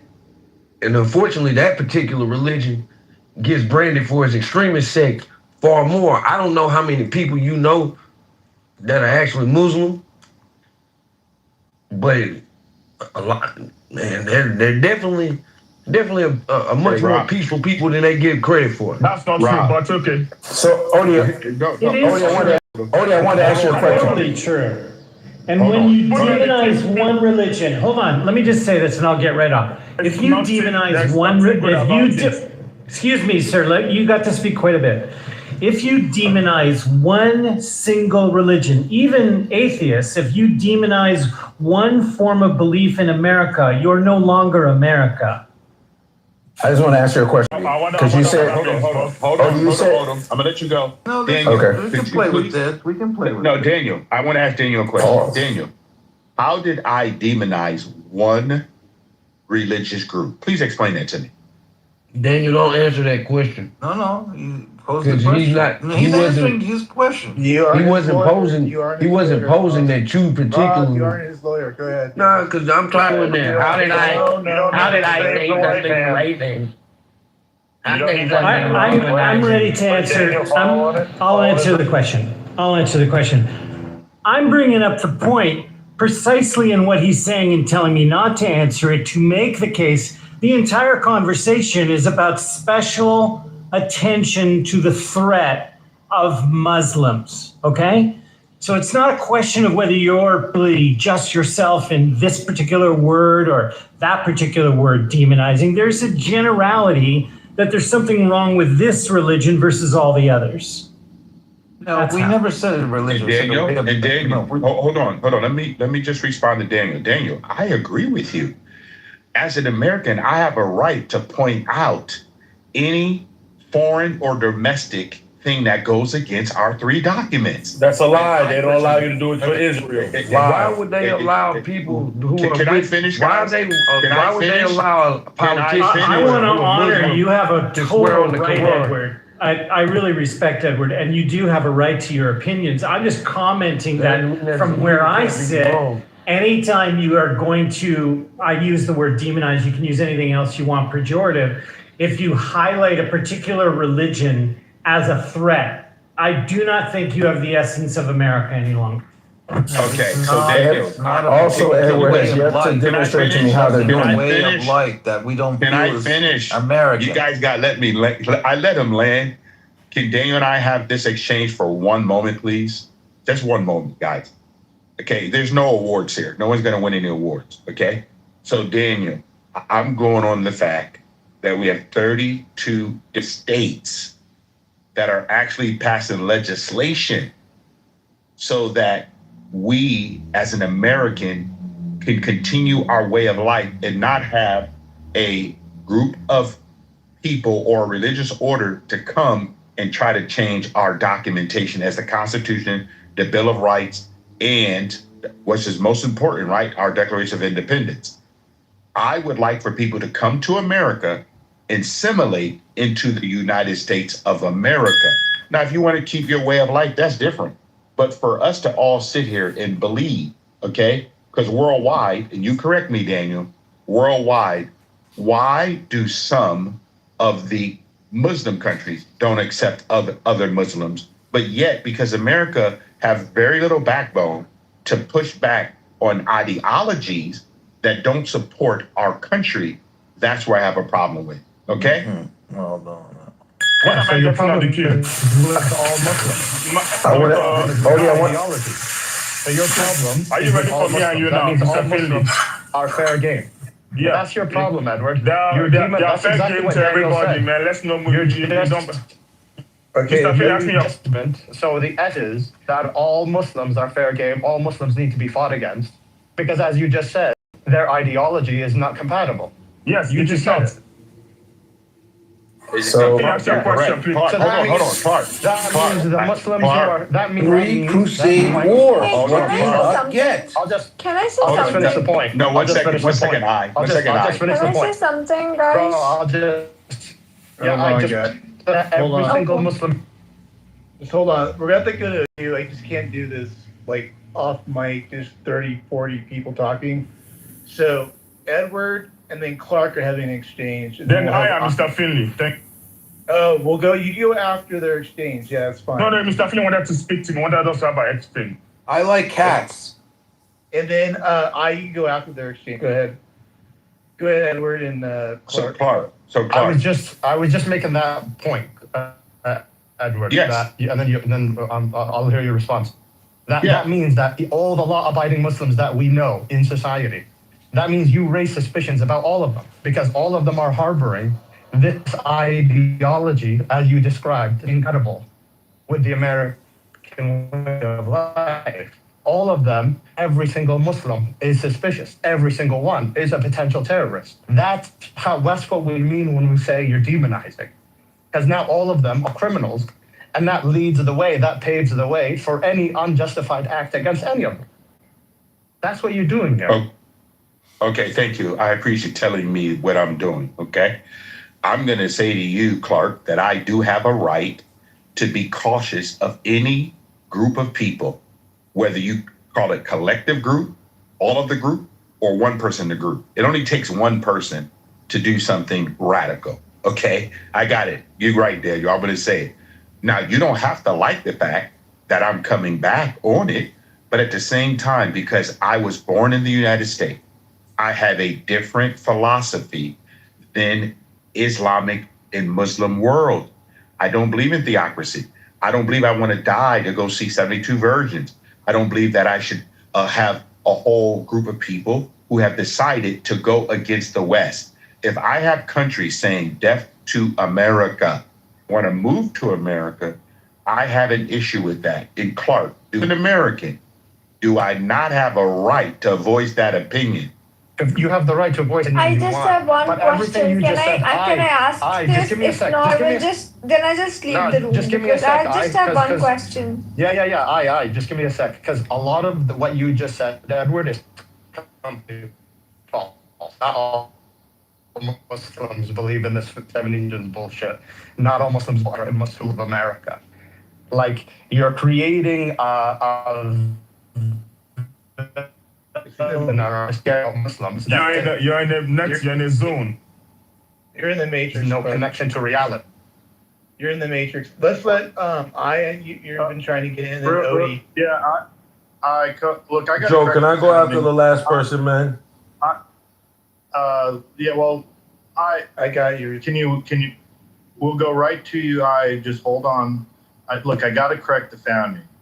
Look, 97% of the country was Christian at the founding of this country, and there were numerous states that had religious requirements to hold office in the state governments that you had to be Christian. So to act like at the founding, it's always been this way. It hasn't. The secularists have chipped away at this over the years. The Quran, while it was cited by Thomas Jefferson for, he was asked and challenged about would also government not be able to set laws against the practice of Islam in this nation in the United States, and he said no, they wouldn't be able to do that. That's what he's referencing. But the government is not based on Islam whatsoever. It's Israel and the Anglo-Saxons. Anyhow, I'll pass it over to Joe. That is such a hold on. That is just such a huge claim. I'll just clarify my point because I was telling to Edward, the reason why you're demonizing what you're saying is actually you're allowed to hold any opinion you want, but the reason why that's demonization is because almost everything you just said about Muslims in your sentence was false. Not all Muslims believe in the 72 virgins bullshit. Not all Muslims believe in death to America. There are multi-generational Muslim families in America that love their country. That serve in the There you US go, Army, assimilation. that serve in the US police. Assimilation. Okay, Hello. yeah, That's Mr. fine. Finley. Mr. Finley. So why, I'm sorry. So why 9/11, 26/11, all the bombings have to be done by Muslims? Tell me. I'm sorry, Let's leave but that why? aspect. Let's leave that aspect. That's even too far. Mr. Finley, let's go. You asked me. So you said that because I was trying to look up the incidents in which the Muslims protested, right? Because I was going to say that's practicing American. That's literally it's in the First Amendment, right? It's in the First Amendment, right? They were bringing up the Muslims. Why are we all scared of? Why are we all scared of bombings, hijacks, and everything? Because you're scared because you're ignorant. I don't know why. I'm not scared of any of those things, and I fly planes. But we switch the groups. First of all, Muslims are just the latest of the groups that we don't like. But I have yet to have I have yet to have Edward show me how they exhibit something that's incongruent with the founding documents. Right. Also, we're not a freaking Judeo-Christian nation. Greed is not Christian. Neither is same-sex marriage or sex before marriage. None of these things are Christian. None of these things. Neither is like the lust or the sex or the sex selling. None of these things are Christian. But anyway, I want to ask Odie a question. Odie, what incident are you talking about? Because I was trying to look it up because all I saw was a protest. And I'm like, that's normal. Protesting is American. I said that in Montgomery County, they decided that they want kosher food. Halal food. Like it happens. I read that in the news on WZB. This happened maybe like 6 years ago or 5 years ago during Biden's time. Yeah, but that's not abnormal. All right, we're gonna get new people in. Just the same people over and over. Okay, let me just make my comments. I got one. We're done with that. Thank you, God. New people. 1 minute max. No, 1 minute. You go after I. You go after I. It's okay. We got your voice. It's good. Go ahead. You can try to get in. Go ahead and get it out. Can I speak now? I like cats. Yeah, don't interrupt her. Don't do it. Go ahead. Okay. So, I know you guys don't know, but India and Pakistan were like a same country before 1947, and the Britishers ruled India for 200 years, and then, they just decided that India and Pakistan are gonna be two countries, separate countries, right? Since then, there has been Islamic invasion in our country where I'm a Hindu. I know, most people don't know about it, but I'm not Islamist. So Islamists come, they rape our women, they kill our women, they cut the wombs of women who are pregnant, they take the fetus out of womb and just throw it away and whatnot, okay? But I still feel there must be some Muslims, right? They are not culprit or whatever. Fine. Now, I feel like is I don't know what's the reason, because I feel like if India had the power of US, it would fucking kill Pakistan. I don't know the reasons why India is not retaliating Pakistan, which is fine. I like see. I feel like amongst all the countries in the world, US citizens has the most power in their country. Why don't you guys tell the Trump or the prevailing government like stop fucking giving visas? Hindus, Muslims, Jews, whatever, just stop letting people come into our country. I just need answer for that. See, it's the same. If guests are coming to my house, I'm like, come, come, come, and I'm like, I don't want guests. So like, it's there's no way, there's no point of complaining, right? When I'm fucking inviting the guests in my house. Why don't you guys actually, being a US citizen, tell your government like protest or do whatever, like stop giving the visas? Why don't you guys do it? I just answer. And please no hate, sorry. I really want to know this. Okay, That's why we voted for Trump. Odie, do you want to answer it, Odie? No. So let me just simply respond to resistance. So, okay. I mean, Thomas Jefferson, who reading the Quran, I've read the Quran 3 times. Does that make me a Muslim? So, Mr. Finley, you see, you guys don't have a come to Jesus moment. So let's look at America, right? You see, whenever the native is stuck, we get angry with them. But let's call the country Bahrain, Oman. I've been to those countries. Bahrain, Oman. I'm calling the rich Muslim nations, including the theocrats and the ones that are practicing some pseudo-democracy. They don't give Christians freedom. You're not allowed free practice as a Christian.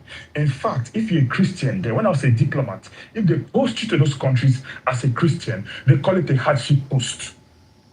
So already, they're already demonizing you as someone that is not a practicer of their faith. So what is the big deal? You're making it seem like people waking up is like a problem. For example, if you're a Jewish person, there are 13 Arab countries you can't visit. You're already demonized. So what is the big deal about demonizing? Like they don't do it to people that are not Muslims. So that's a weak argument. I don't believe in it. Two, this is very simple. If the issue is all about people are bad, Americans are bad, how come we're having the same problems in Sweden, Belgium, Denmark, Norway, Germany? The reason why the CDU, the Christian Democratic Union, lost their elections in Germany was because of the Syrians, the Muslims. So people in this panel calling me. Wait. This doctor is saying I can freely express myself. So if I want to say that, I don't give a fuck about no dumb curry foreign bitch. I can say what the fuck I want to say. Then this woman is like, wait, isn't she here on a visa? Like so much hate, bro. Like go on, but this is dumb. Okay, so let me finish up. So if that's the argument, so how come it is widespread? Is it that there's American right-wing propaganda or what? Or do you think that my view of Islam is because of America? I lived in Nigeria till I was 30-something, fighting to move to America. I lived in a Sharia state. I've been to, and I've seen what it is. They hide and pretend and tell you, oh, no worries, they have freedom. The same freedom that you as a Christian will not be accosted in their countries. So again, like I said, you can continue to eat the humble pie, drink the Kool-Aid. On this matter, I will be right. And I will laugh at you guys. No, hold on, resist it. Morgan, come here. Why do y'all keep saying me to hold on, and I'm the one that been quiet the most? All of you run your mouths. Oh, okay, resistance. Do me a favor. Listen, I'm gonna let you go ahead and speak, but no, I. Will you mute I, please? So go ahead, resist. I'm gonna let you go. I go after you. Okay, sir? Thank you very much. I appreciate that. I just like talking behind Odie because it's easy to debunk his idiotic nonsense and his lies. Anyone could go, once again, look this up yourselves. These are these fake Christians that claim this Christian Judeo, union with Israel and, westernized society. But check out these numbers. Very easy to, like I said, get yourself.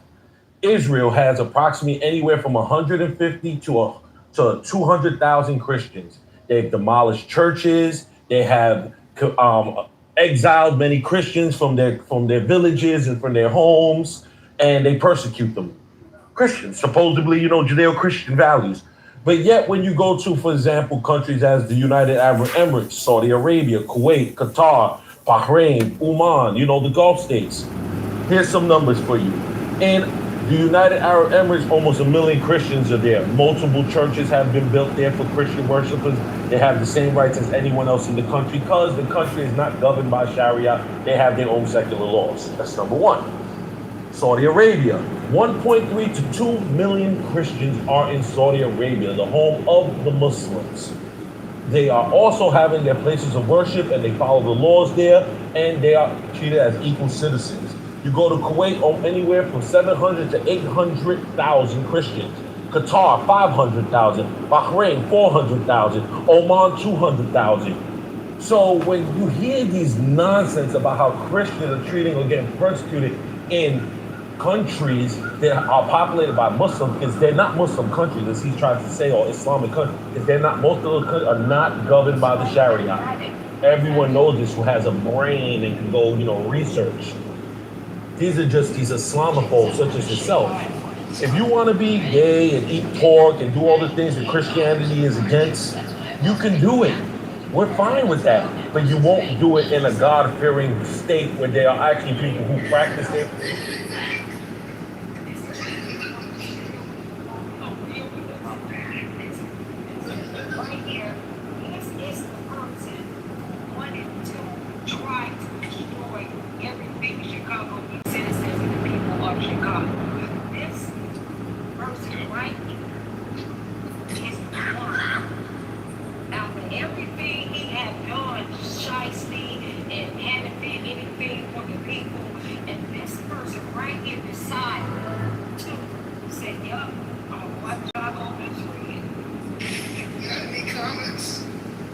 Or this was your article, yes. Oh, it's Owen. Yeah, no, yeah, we have to have the commentary track. Thanks for having me on.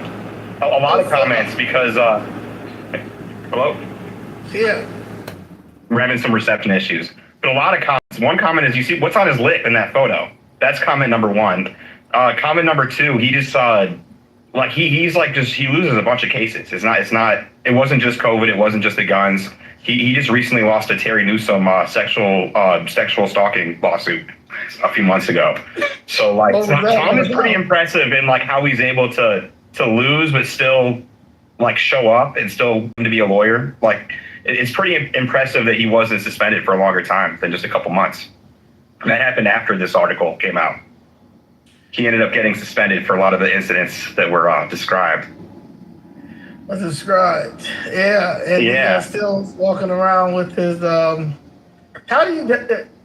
Are you familiar with Tom DeVore? How long have you known him as a person and in politics? What do you think of Tom? So I knew him since 2022, and I knew of him a little bit before because he did become famous through COVID and the lawsuits. Anyone who just doesn't read the headline, where you this at? Is clownish.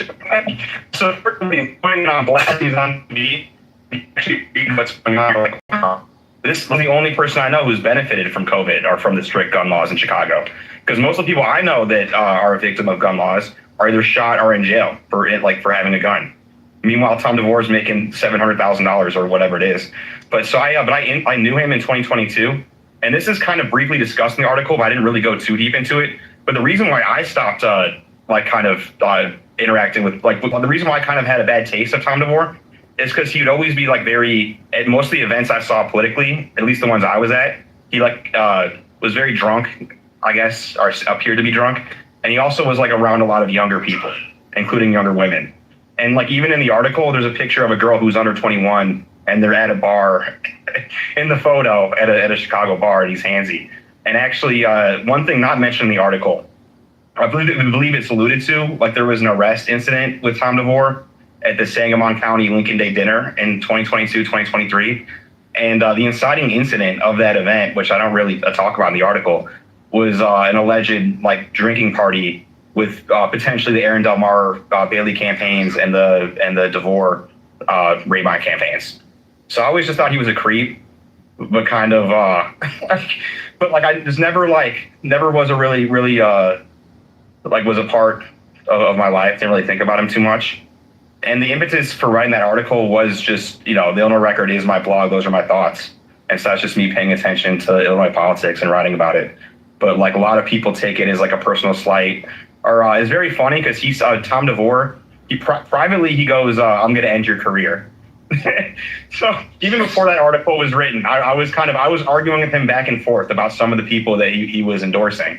And his thing is he clearly wants to be he's kind of like the fat ugly kid that like gets rich or like wins prom king somehow, or like he really seems like he wants to belong but doesn't. So like in our private interactions, he was saying like F you, Max, like you're jealous, you want to be involved. But then publicly to the world, he's telling the world I work for Pritzker, I'm a Democrat plant.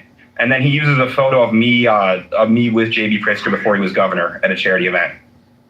So just very I don't know, low class, deceptive, stupid. Does he do the picture of Del Mar and Hillary Clinton? Does he post that picture? Of course not. No, here's the thing too, is he never, because I think he also like isn't a smart person's game. And so to some degree, he must understand that Del Mar's toxic. So you'll notice he doesn't really talk about Del Mar directly too much. A lot of it's indirect support of just like, come on, guys, we got to unite now.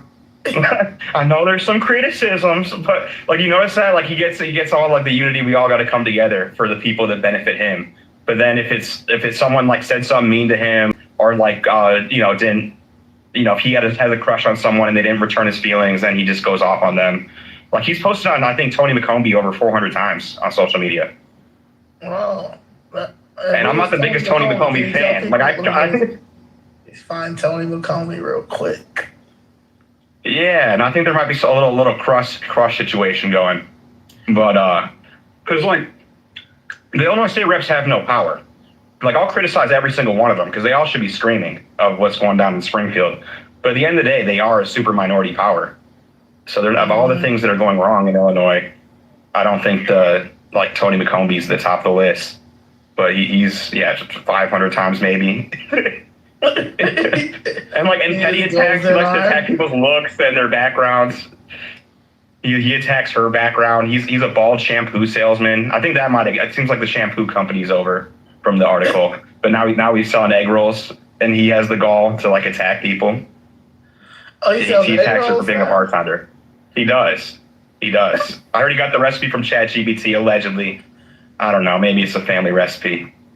But part of the issue too with that article and the egg roll company is he takes businesses that were other people's businesses. Like the egg roll business was someone else's businesses. Was like I think a Chinese immigrant, first generation business. And Tom's like, I got a social media following, maybe a client, maybe I got a big social media following, or like I'm a businessman, I get people. Yeah, that's Tony McCombie. He goes after her a lot. He goes after her. Yeah, he might. What was he trying to get a job? She didn't want to retain him as an attorney. Or it's just from my experiences, I feel like a lot. That's what kind of angers me. Is I wish people had standards and principles, and when they cross them, then they start criticizing. But it seems like most things come down to they didn't get a job, they endorsed another candidate, they said no to a date. Seems most political feuds are that, and not here's an issue I really care about, and here's my red line, and you crossed it. Okay.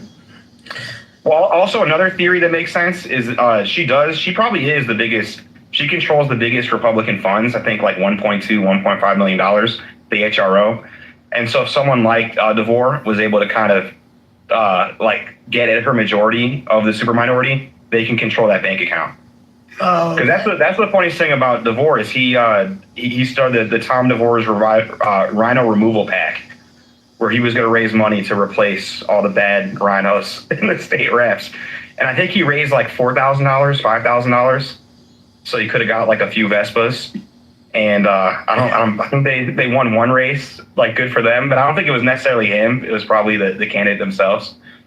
But so after that debacle, now he apparently starting a consulting company. So good luck, Tom. Illinois Republican Party, you fail upward. Every time you lose, it's like now he's got the key. It's like, why didn't you use those skills when you were running or when you ran your PAC, Tom?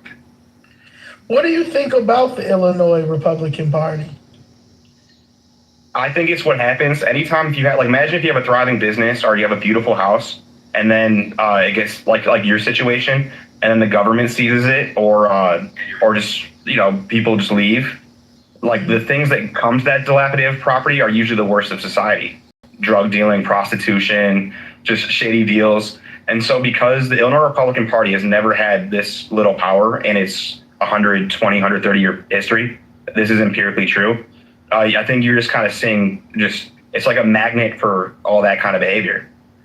It's just become like an abandoned lot on the northwest side or southwest side. Because like a lot of kind of behavior, I do think is just kind of petty. A lot of it is like a lot of Illinois Republicans are failed Democrats. Because like imagine if you're a sketchy person, a weird person, or just like an underachieving person.